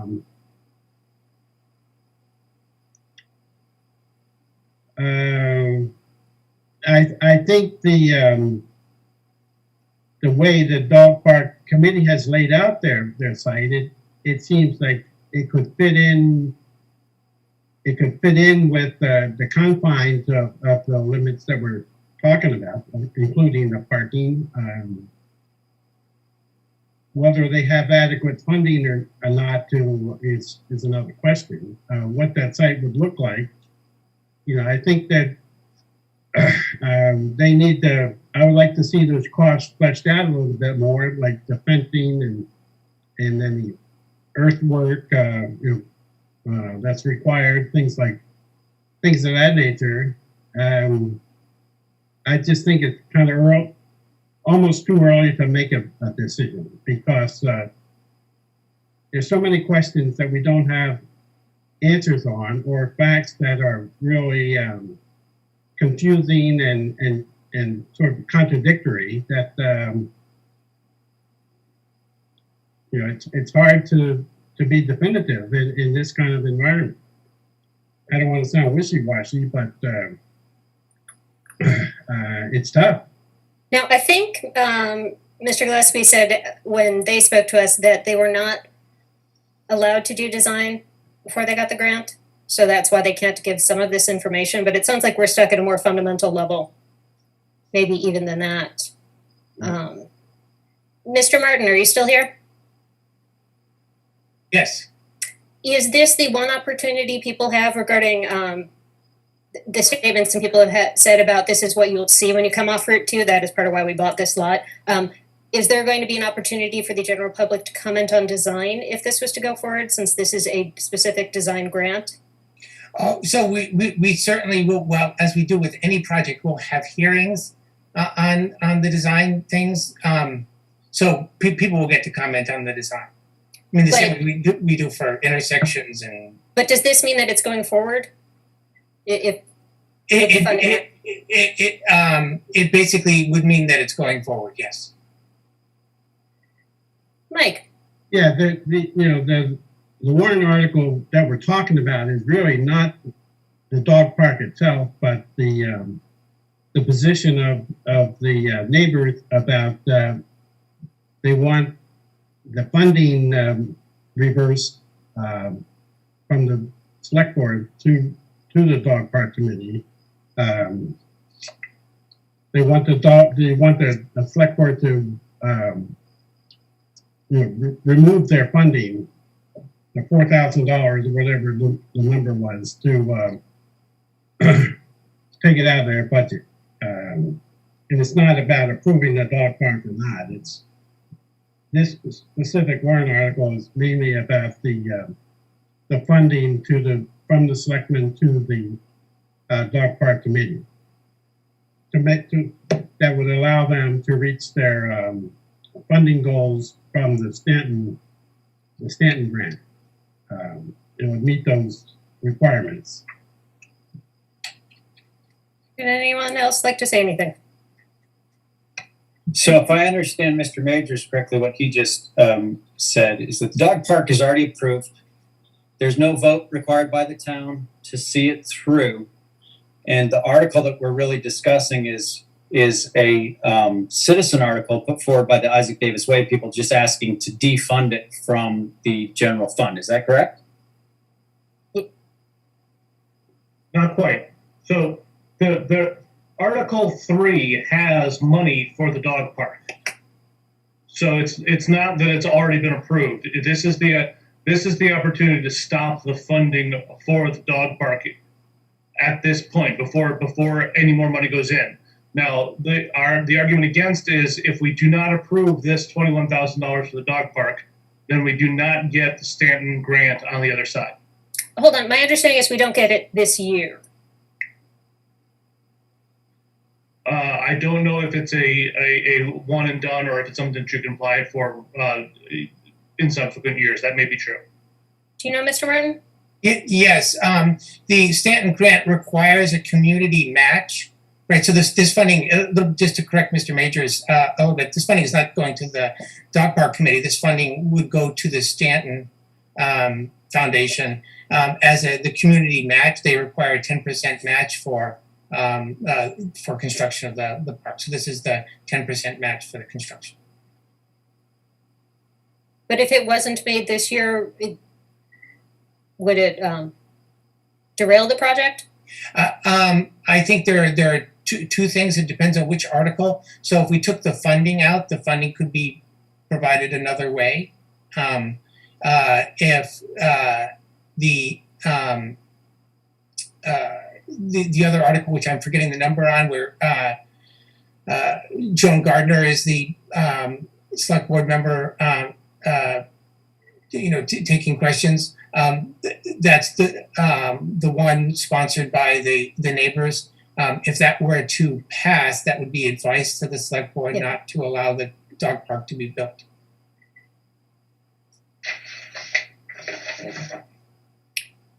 Any more questions? Oh, yeah. So just for clarification, and this is based on the new draft warrant that was sent out this morning, we're not talking about one article number, which is currently number 19, the non-binding resolution for the dog park funding and relocation. There's other articles involved, is that correct? There's one line item in Article 3 which Jason has from FinCom for $21,000 for the dog park. Yes. Can I just make a simple observation here? Is Please. you know, I'm not taking a side one way or the other, but 21,000. I mean, if there's 2,000 dogs registered and they're raising the fee on them $2 a year or whatever to cover some other cost, I mean, isn't it a simple matter of $10 per dog to get the Stanton grant for $250,000 for this? I mean, is the real issue what we decide we want to do with this town land? Well, it's two. They increased the dog license fee to $2, and there's a couple thousand dogs, so that would basically cover their budget. The 21,000 that the town would give them, plus the 4 that they collected, that's the 25,000 they need for the 10% matching funds. So from No, I mean, I'm just making a snarky observation of if every dog owner contributed $10, this would be a moot point. I mean, not the legal side of it. I agree with Steve, is that if there's some longer term downside legal cost to this, that's something we should consider. But from the perspective of town funding $21,000, that's a small amount, especially if there's 2,000 dog owners who could kick in a $10 bill each and show their commitment to a dog park. Just, again, snarky observation. So if I may, Madam Chair. Certainly. So I was supposed to speak to Article 3, subsection C, which is the dog park 21 grand that we're talking about here. And at first, my argument was going to be, listen, this is something that is levered. This is levered through Stanton. This is a net new thing for the town, and it is being covered more or less by the increase in the dog fee. So this is, from a classic finance committee perspective, this is a wash. This is a win. There is no major impact. This provides a new service. This is going to be fed predominantly by user. Since there's not only a user fee, but there's a levering up through an outside organization. This is normally the type of thing that we would declare to be a win. That said, given that we do not have clarity on the legal issues of this, when we get to Article 3, I'm going to ask that we not make up our mind on Section C tonight and get some clarity on the legality of it. Over and above the legality question, normally when you try and provide a new resource to town, you don't want the neighbors to be hostile. And it sure sounds like the neighbors are hostile. So we have to take that into account as if we want to get this service at the cost of, dagger stares on anyone who ever pulls down that driveway. So that is unfortunately an intangible. That is something that I'm not going to be able to quantify and put in the pros and cons category and say that this is going to be a plus for the town or not. If this is going to be a toxic solution, which it certainly sounds like it might be, then we do have to take that into account when we make up our mind. From a classic financial perspective, this is a win, and we should take it. If this is going to be a legal fee or a toxic result within the members of town, then we shouldn't. The one thing I would say about how angry the neighbors are, I understand there are 13, quote unquote, 13 other sites in town that can be reviewed. Are we going to get the same NIMBYism out of all 13 sites? If so, that diminishes the toxicity argument. And unfortunately, again, we're now talking about intangible, non-quantifiable things. So I'm not prepared to take a final vote on this tonight. I definitely want to know the legal ramifications. I think at the very least, we need to get an ironclad, or as ironclad as we can without actually going through the courts, ruling on whether or not this is town property or not, And even if it is town property, how costly is this going to be to try and provide this service to the town? So when we get to this article, I'm definitely taking a hold on C, and we're going to kick this until we get some more data.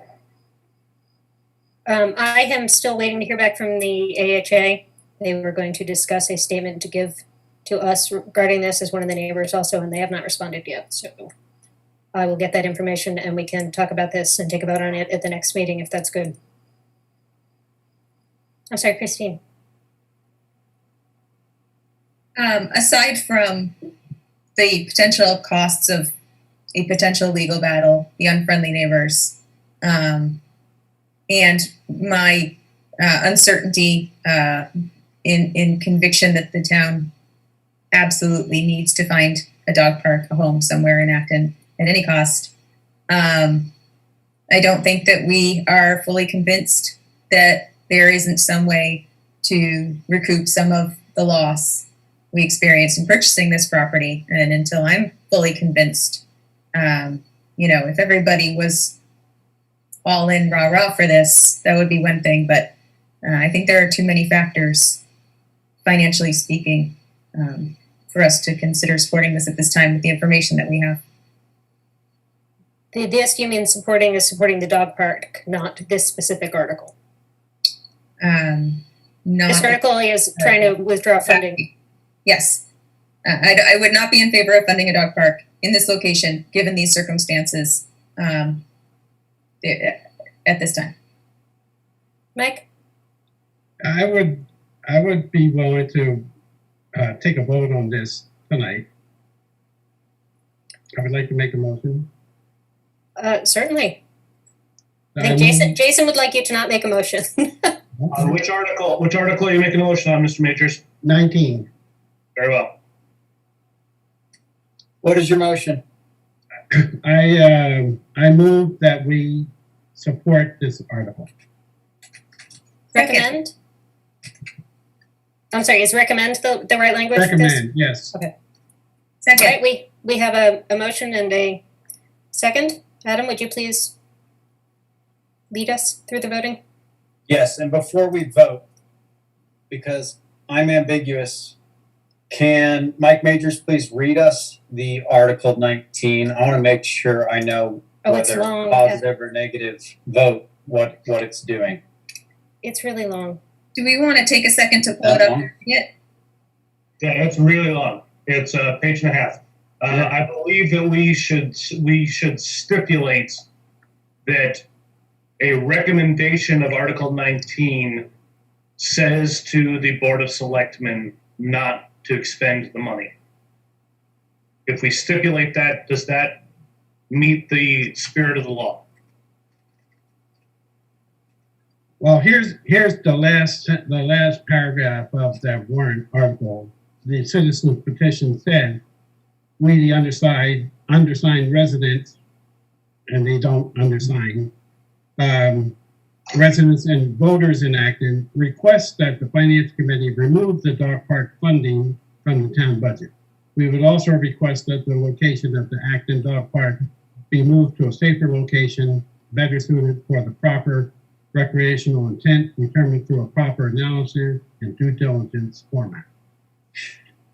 So if we vote yay to support this article, we're voting yay to kill the dog park as it's currently proposed. No. We're voting yay to tell the Board of Selectmen to please remove the funding. Right. It's not. But that wouldn't kill the dog park as proposed? It kills the dog park as proposed. It doesn't, because it doesn't. Mr. Martin? So they can find its funding elsewhere. Yeah, they could find funding elsewhere. But we would be, this at least allows town meeting to have a discussion about the dog park in this location, et cetera, that could then sway the select board. Except that the quote is, we also requested the location of the Acton Dog Park be moved to a safer location. So that's killing the dog park as currently proposed. Well, but it's non-binding. Right. So we're not killing anything. Yeah, I there is a point here which David can probably clarify, which is that the select board has already made the decision, and their decision is basically final. The select board's decision is already final. I think there's nothing we can do to change that other than, slow it down by, voting to approve this citizen petition, or have, particular citizens come in and make a lawsuit to stop it. I think there's nothing that can be done. Is that right, David? It's already underway. Well, no, because since nothing has actually happened. So if this passed by unanimous voice vote, I suspect that the next board, which will be reformed in July, would certainly take that unanimous vote into account. If it's a counted vote near tie, one way or the other, well, and obviously it's a voice vote the other way, then that's also clear. If it's a counted vote near 50-50, I think the board will continue to use its own judgment. But it depends on what's said at town meeting and everything. So. Yeah, can I just add to that last statement real quick? Please. Yeah, just to be clear, I mean, from the Finance Committee's perspective, this will be a recommendation in the warrant before it would go to print. So one way or the other, it would indicate to the town how the Finance Committee feels on this particular issue. And the Board of Selectmen can have their own view, but we're making a recommendation to the town on our view. And the town can say, well, they thought this or they thought that, and take that into consideration when the town ultimately votes on whether to fund, whether to support this or not. But I think the bigger issue is whether it's included in the broader budget, if I'm not mistaken. My understanding is that this is really sending a message to the board, both about our stance and then the town members' stance in the vote at town meeting. I apologize. We are supposed to have a chance for debate now that the motion has been made. Mm-hmm. If I can make a comment, I would support what Jason's comments were in general, which is that I think this is a win for the town. I think it's not a terrible loss for the Isaac Davis Way people, and I think from a financial perspective, whether the town funds it or whether the dog park has to go and fund it, I think it's a good thing. The site may be questionable. I do happen to know a little bit of the history of the dog park, in that it's been kicked around and kicked around and kicked around, probably several dozen locations over the course of at least 5, if not 10 years, and finally has something close to resolution. So I think from the perspective that Jason mentioned, I think it's a win for the town. So I would not support Resolution 19 or Article 19. Mike. Just the other point, since you're talking money, if you do put the dog park there and it does move forward, then basically you are walking away from the possibility of ever recovering your $800,000 that you're short for the purchase of this land. Plus, because the parcel is so small, and we still have the restrictions of Isaac Davis Way, the possibility of putting anything that's economically viable that can contribute to our tax base is very limited. And likely to receive the same opposition, yes? No, not necessarily. Not necessarily. I think the neighbors would be, well, with some negotiations, the neighbors may be willing to live with a proposal of some other commercial enterprise there. That's not a dog park. My understanding is one of the concerns around the dog park is that its usage is very high early in the morning and on weekends, as opposed to a business that is unlikely to open when the sun comes up.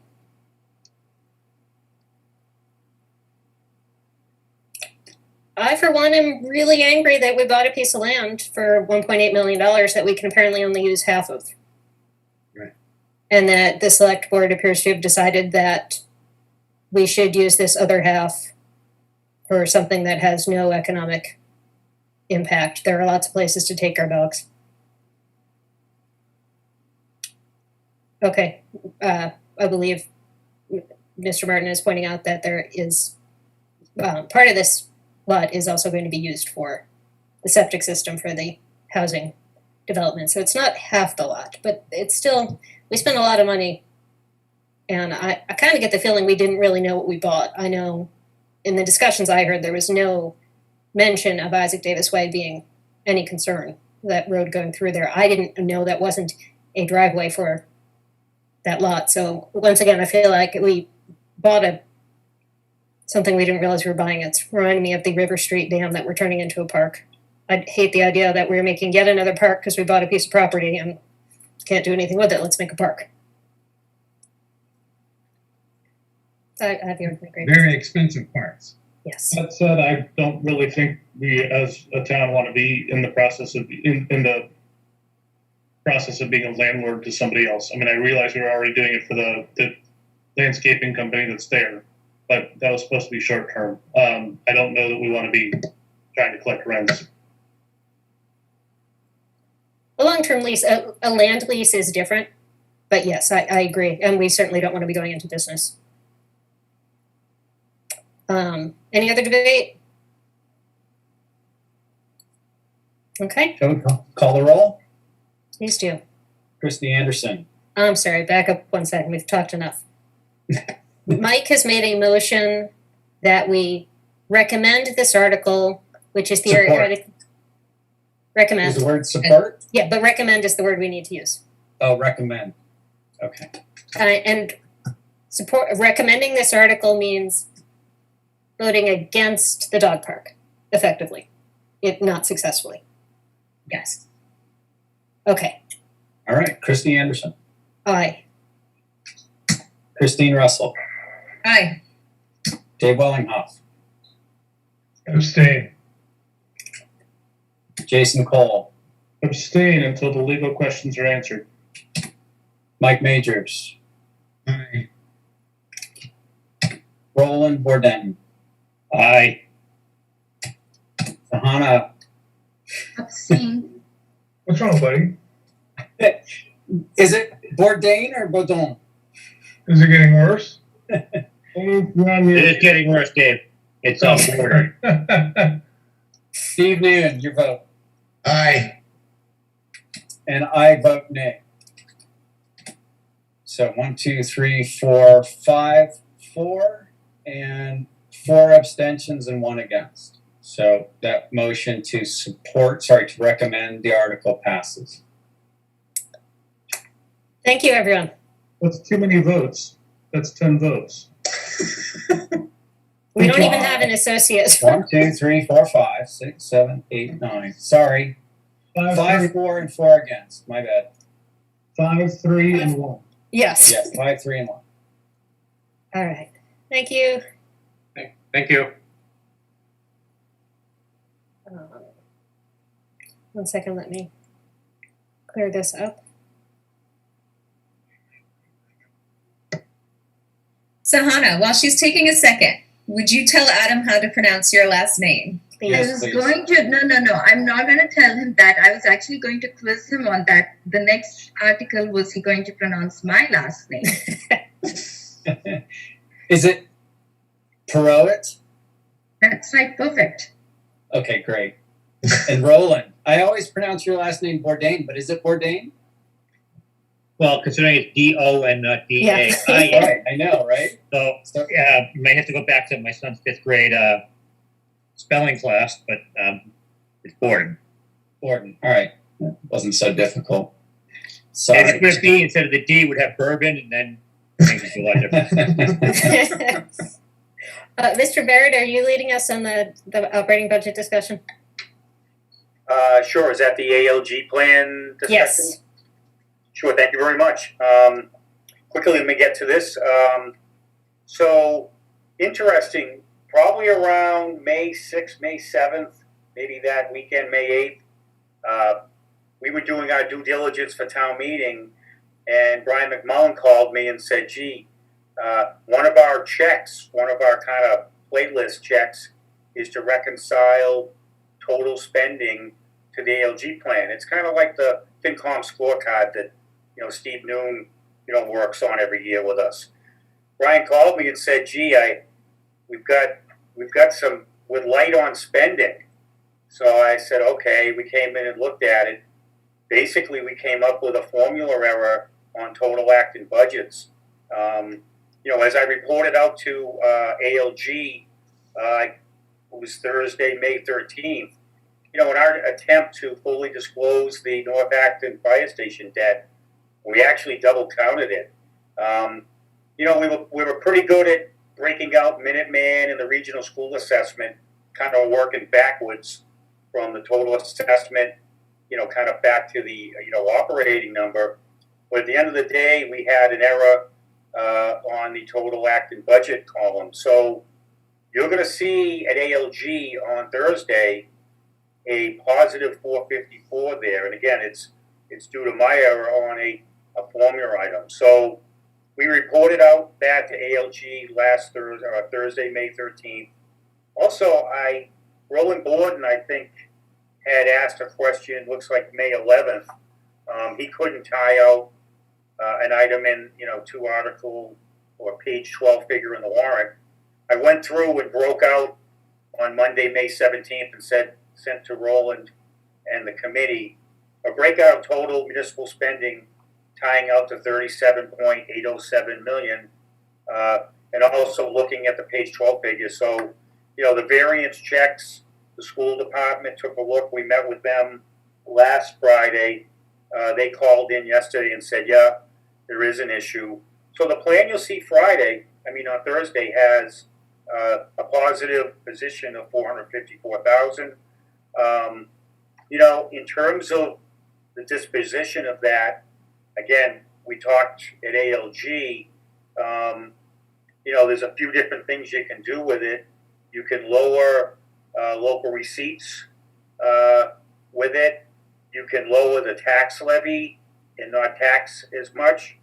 You can always lower reserve use, which is using stabilization funds and free cash. So there are some options for ALG to be discussed on Thursday. At the end of the day, I sent a memo yesterday to John Mangiarotti giving him, a little more detail on, some of the options. That email was sent out, or that was sent out to the Finance Committee this afternoon, my memo, as well as a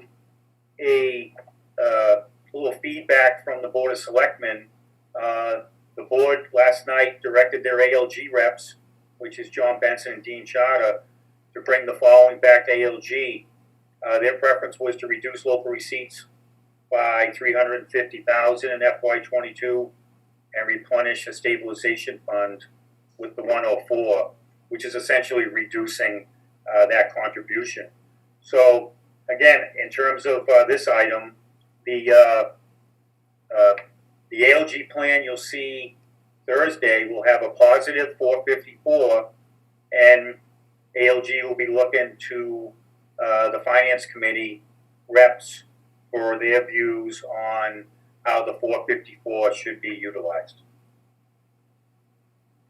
Could you please highlight, you had 3 recommendations Yeah, that you sure. made, Board of Selectmen. Yeah, sure. The top 3 options, or for the disposition of this, backing up a little bit. When I was last at FinCom, I think it was the 11th of May.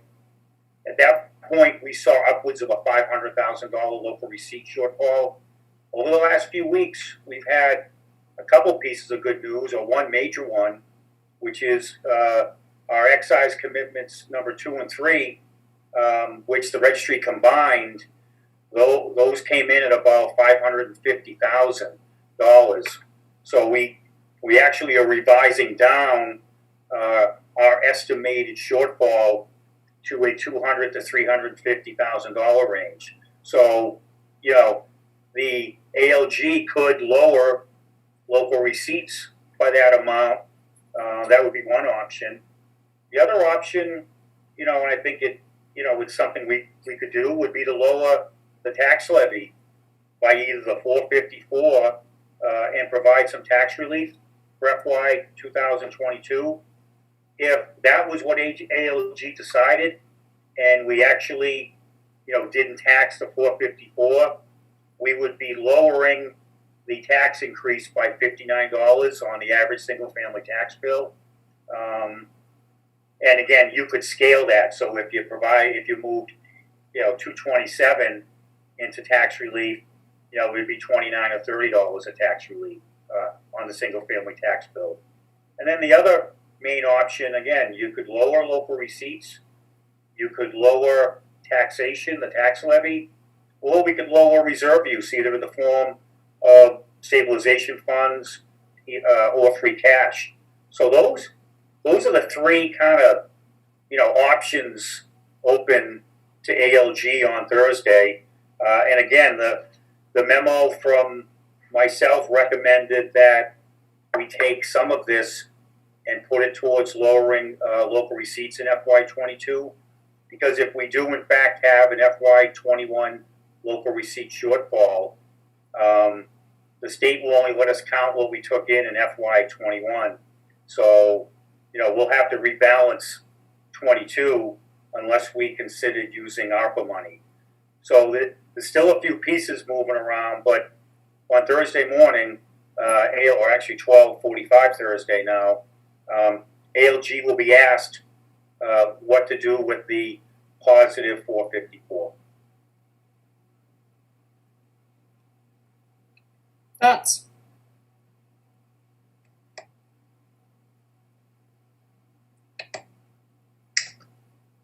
Steve? Jason, I saw your hand there, Jason. You called Steve first. Steve, Okay. Well, he stared blankly, so I thought I'd... Looking to see whether I was muted or not. Go ahead, Steve. We started off this year a long time ago talking about providing some relief for taxpayers who've been heavily burdened. So if the opportunity presents itself to lower the tax rate, I would be in favor of that. Jason? Got a couple of thoughts on this, and I'm going to try not to be my normal ornery self, but I'm going to fail at it. First of all, we'll call up the sheet here. You're lowering reserve use and make no adjustments and let positive positions flow to reserve. That's exactly the same thing. One's just separated by one cycle or not. So options 3 and 5 are functionally the same in your memo, Mr. Barrett. The other thing that I would say about it is I'm uncomfortable with two wrongs making a right here. So being off on by double counting the fire station, that doesn't negate the fact that we were also off on the estimate of excise. So I don't want it to be a situation of two wrongs, fortunately being in opposite directions, making it a wash. So I do just want to point that out. Lastly, there is something to be said for this was a mistake on the town side, and the town side had said all throughout negotiations that things need to be, if we're going to meet FinCom's recommendations, we need to be as low as possible, and we need our partner on the other taxing authority to do the same thing. So I'm uncomfortable with the town deciding that they've made a mistake to the tune of $450,000 and that they'll just keep it all as a result. That's not That's not the 66-33 split that we normally do when we start arguing and negotiating at ALG. So rather than try and retrofit it and figure out how much goes to the schools, which if ALG really doesn't want to do tax relief, then we do have to go back and retrofit this properly for the 66-33 split. I definitely think that this should flow entirely to tax relief. I'm not. If we really have the time and really want to dig into how to slice and dice this, that's fine. But I guess the only bone that I would throw towards the municipal side is, do we know do we have a better accurate final number of what this year's excise proceeds are going to be, and what is the delta between that final number and what is in the 22 budget? Do we know that number, Mr. Barrett? Sure. We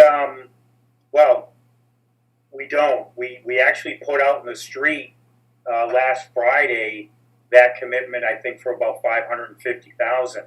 So we're using approximately 70-75% collection rate over the next 30 days.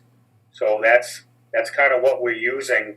If we use that number and we look at some kind of runoff from commitment one, we could be 100 to 200,000 shy in excise from the estimate. I think you buried the lead on that one. Are you saying that we're only going to recoup 75% of the estimated excise this year? No, not at all, Jason. I assigned a collection rate over the next 30 days, and the collection rate on excise is traditionally a little bit lower, than the real estate and personal property. So we used we can only count what comes in the door before June 30th. So, a lot of times with excise, you'll probably get 80% within 30 days. And then a lot of people sometimes forget to pay it. So you'll get a demand notice. So there's a little bit of a lag with excise. Madam Chair, I'm actually even more confused now. Didn't the excise bills go out months ago? So shouldn't we be getting aren't they all will past due at this point? Are you saying we're only 3/4 the people in town pay for their cars? No, not at all. That's not what I'm saying. I'm saying that as some of the committee knows, motor vehicle excise is billed on a calendar year basis. So we get our first big commitment in March, then we'll get the second and third one in April or May, and then it'll run out accordingly. So we bill excise, 8 to 10 times in a fiscal year. The majority of the billing goes out in the first, the first 3 commitments over. Again, it starts with calendar year. Okay, so you're saying that in the most recent sending of bills, you're budgeting a 75% payment of the most recent wave of bills. Yeah, well, that's just over the next 30 days. That projection, we'll get 90-95% of excise over time, but will we have the fiscal year chomping down right at June 30th? 6 weeks away, 5 weeks away.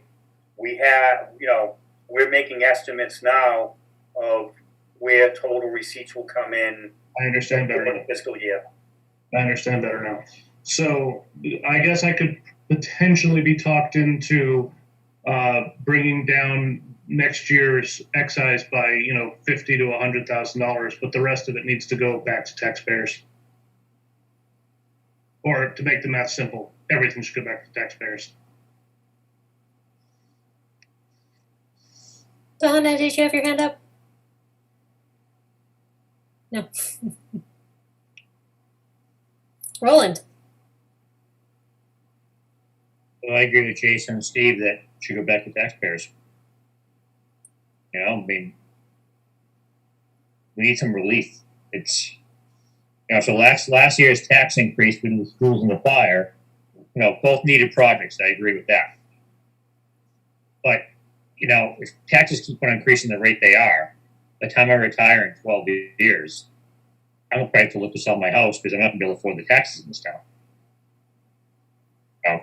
That's not my goal, but I think we got to consider that people who are retired and who still live in the town, they don't have kids in school, they don't impact the schools, they're still paying the full tax code. We need tax relief. Can I go now? Please.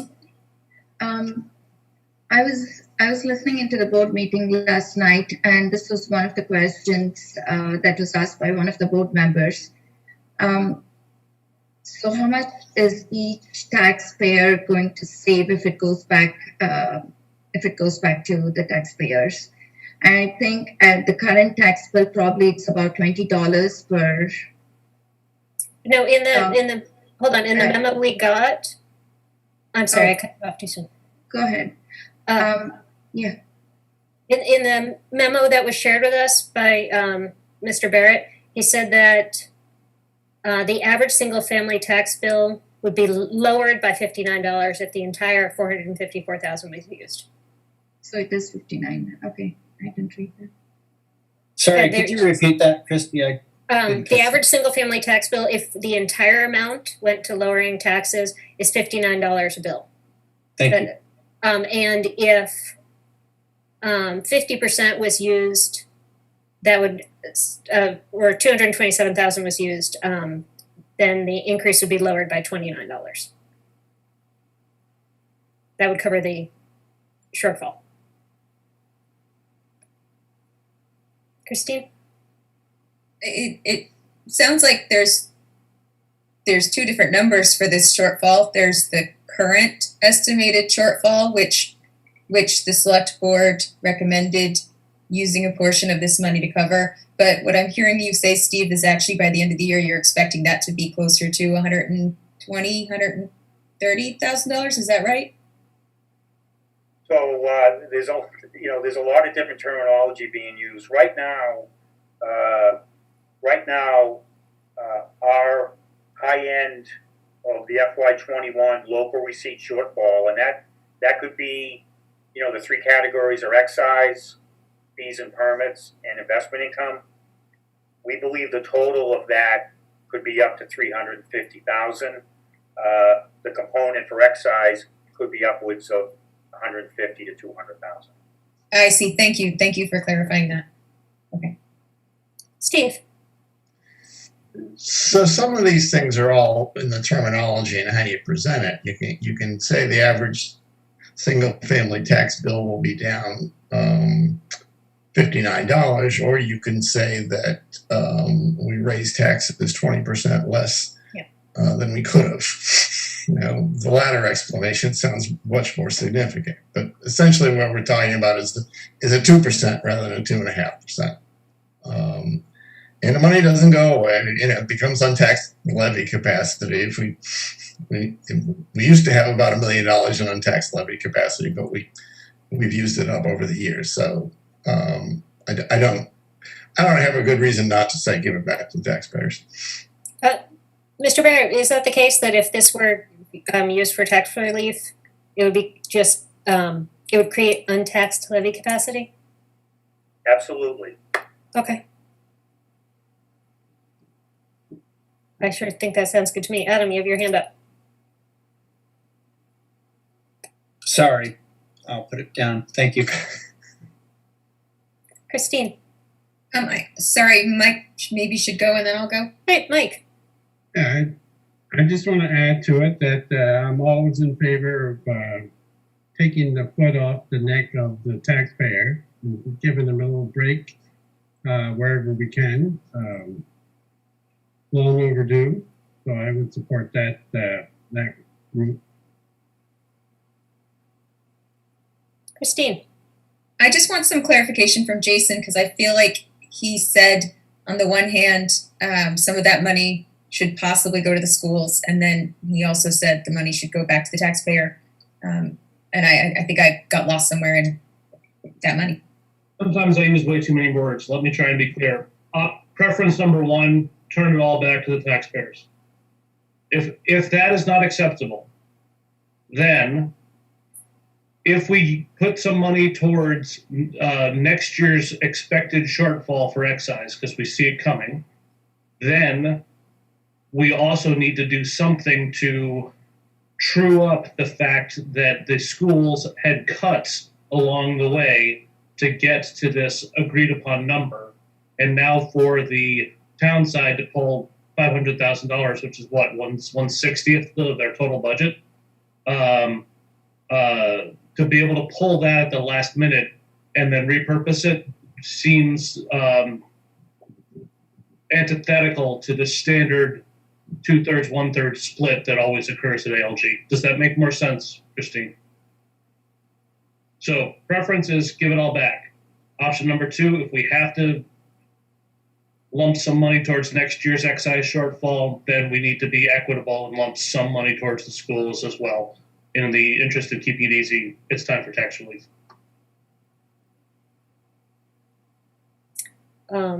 Strategically, we need to be able to go in and argue this at ALG. It makes sense to me to say building untaxed levy capacity in addition to taxpayer relief is good. Do we have a strong argument for that? Because we're going to be arguing with the select board who are coming into this with something different. Well, I suspect you're going to go up against the select board who wants to save all the money for the town side. The school representatives are going to feel slighted, and the finance committee is saying, bank error in our favor. Time for relief. I definitely think that you've got three very different approaches going into this ALG. I don't envy you this meeting. Well, I don't disenvy it in the fact that I will walk in and say what we've said, and I have no room for wiggle. So we can just all sit there and. If you want me to remove my preference too, I'm glad to do so. I just don't know how. I think we're back to not having consensus on the budget, which is what we'll deal with if that's what it is. Christine. I guess I just want to point out a couple of things that, from my perspective, I feel that we've asked the town and the schools to have rather slim budgets the last couple of years. Obviously, the pandemic year, nobody knew how the spending was going to go, and we did agree that there wasn't a lot of fat in the budgets this year. We were pretty happy with them. In the past several budget cycles or budget years, we've heard from the town manager that in order to cover any kind of shortfall in reserve replenishment, he's had to not spend the full allocation of the budget and potentially not backfill positions. So I guess I have that all in mind when I think about, was it possible to have planned for the budget shortfall in revenues we're going to see going forwards? Does it make sense to try to cover some of that? And how would it be covered if we don't use any of this money towards that? And the same with backfilling, money that was taken out of schools C&D this year and the stabilization fund for the town this year to do all the things that we agreed we wanted to do. Christine, the last bit you said confused me a little. You're saying that we could use this money. Are you just covering all the bases? We could use this money to replenish. We got some very slimmed down budgets that were not full of a lot of things that we didn't think were important initiatives, and they involved using more reserve dollars, E&D wise from the school than we typically would have asked.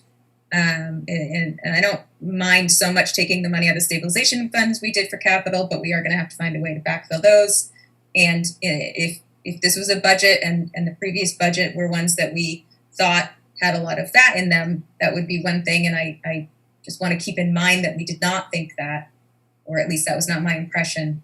And so if this was unforeseeable or not, how are we going to manage filling these revenue shortfalls going forward, backfilling reserves going forward, and stabilization going forward? Is this just going to end up with, we give this back to the taxpayers this year, we take it right back out next year plus some to cover the gaps? Well, that's the beauty of having it in untaxed levy capacity, and we still don't know what all of the we still don't know exactly where the town and the schools are going to shake out with any grants or federal funding or COVID relief or anything like that. So in the meantime, my default position is that taxpayer dollars are better served sitting in taxpayers' pockets rather than in town coffers. Roland, what do you think? I agree with Jason. Better off in town coffers. I mean, in residents' coffers than in the towns. I understand that next year, next year is the unknown. Or as Bill Malone will say, every year is a snowflake. Every year is different. There are unknowns about next year and the years put on because we just don't have a crystal ball. We can't look into the future. We can't know what's going to happen. Seems like the economy is improving, which means more spending will happen with consumers. Means that's true. Restaurants are starting to open up as more people are vaccinated. More revenue there into restaurants. More tax dollars to us in the town. But I do feel that this would have been money that would be taxed from the citizen. And maybe if we knew about it, if it wasn't double counted in the beginning, we wouldn't be in this discussion right now, right? So, I could see, saving in reserves for next year, but really think the citizens really do need to have some kind of tax relief. And by not taxing it this year, I think that's the way to go. Christine, you had your hand up. Just gonna point out real quick, excise tax wise, specific to the car, the excise taxes, that there is a worldwide chip shortage, a huge one. My husband and I bought a car last week. It's a 2021, and we asked the dealer, when the 2022s were coming in, and he said, I can't tell you I'll be in business by the time they actually get around to making 2022s. There's going to be a huge shortage in cars. They are literally buying used cars to sell, to have any inventory to sell. And cars are going at or over list price off dealership lots. So we should keep that in mind as far as revenues for the next year or two as well. So excise taxes will be up or down? They will be down because cars will not be available. Oh, the values won't drop. The question is the RMVs. If they adjust, just keep that all in mind, especially if you're looking to buy a car. Roland. So I had a friend call me the other day and said, hey, is Acton Ford going out of business? I said, no, why? He goes, well, they don't have a lot of inventory. I said, they can't get inventory. So we happened to go over to Natick. We're going to buy a new air conditioner for our bedrooms. The other one's a little mold. And on the way over there, we go by the Kia dealer, and their inventory is decimated compared to what they used to have when I used to go by that lot. Even 6 weeks ago when I went by, due to getting things at REI for my son's scouts for the camping trips that we have. And I've noticed it also going by the Chevy dealer. Dodge dealer looks like they still have healthy inventory right now. They used to have a lot behind Donlands, which they don't have. So that lot's been going. I mean, they still have a healthy inventory. And yeah, the chip shortage is a big thing. It's impacting not only autos, it's impacting other things, such as refrigerators, dishwashers, and stuff like that. Computers, they stocked up on that, so they're not as in bad a shape. And you can't just go and build a fab in the U.S. right now to make computer chips here, because it takes years to get it done. It's going to take you a year or more to build a plant, and to get it up and running, it's going to be, you're looking at 2.5 years down the road. Ford built 20,000 F-150s that are sitting waiting for chips to be put in. I'm sorry, can we hold on 1 second? This is all very true. We still have a bunch to get through. And I don't think we can predict next year's or the real recent coming excise taxes based on that, which I think was your point, Christine. So things are going to be interesting for a while. Steve. If I may, Madam Chair, I move that the ALG reps be instructed that the committee's choice is to give the excess money back to the taxpayers. Second. Second. Right? Let me write this down. You were first, Adam, so you're the second. Anyone have anything else to say? Are we? I would just like to know kind of our arguments against it, if we agree on this, arguments against what the select board has recommended, because that'll make it easier for me to communicate our position.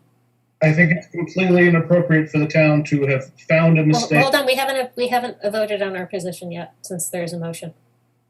Adam, are you ready to lead us? Sorry, are we having debate or is the debate over?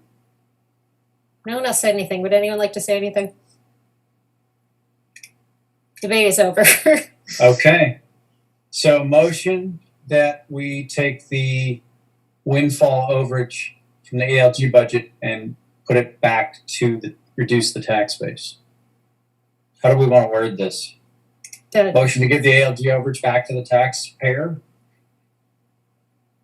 You can put it as a motion to, the motion in this case, Adam, is to instruct our ALG reps to advise the ALG that our position is that the budget error, we'll call it, should be used to reduce the tax levy.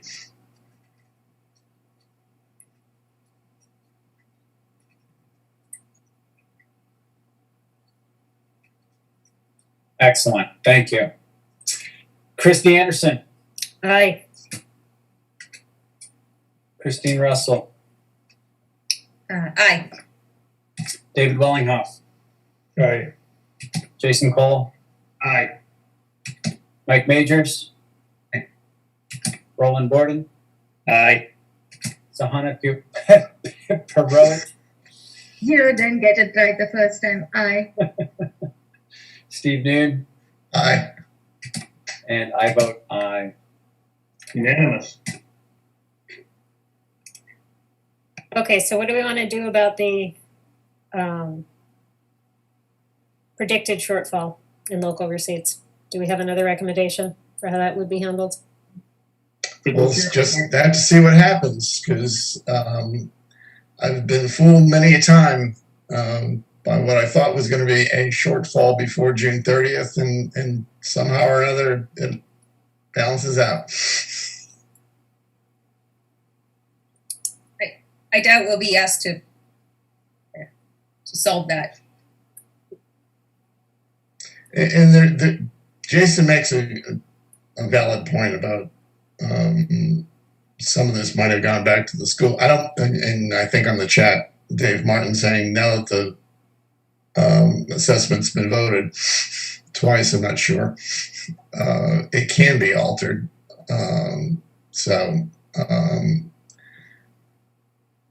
I think the best thing to do with the money is give it back to the taxpayers.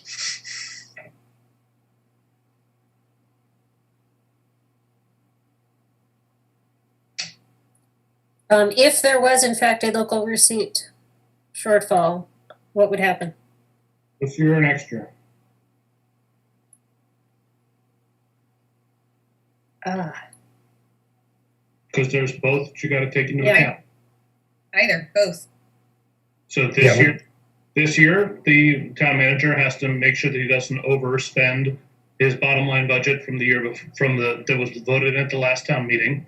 So he's going to have to do what it takes to make sure that he comes in at least $1 or at least a penny better than what he was voted allowed to spend.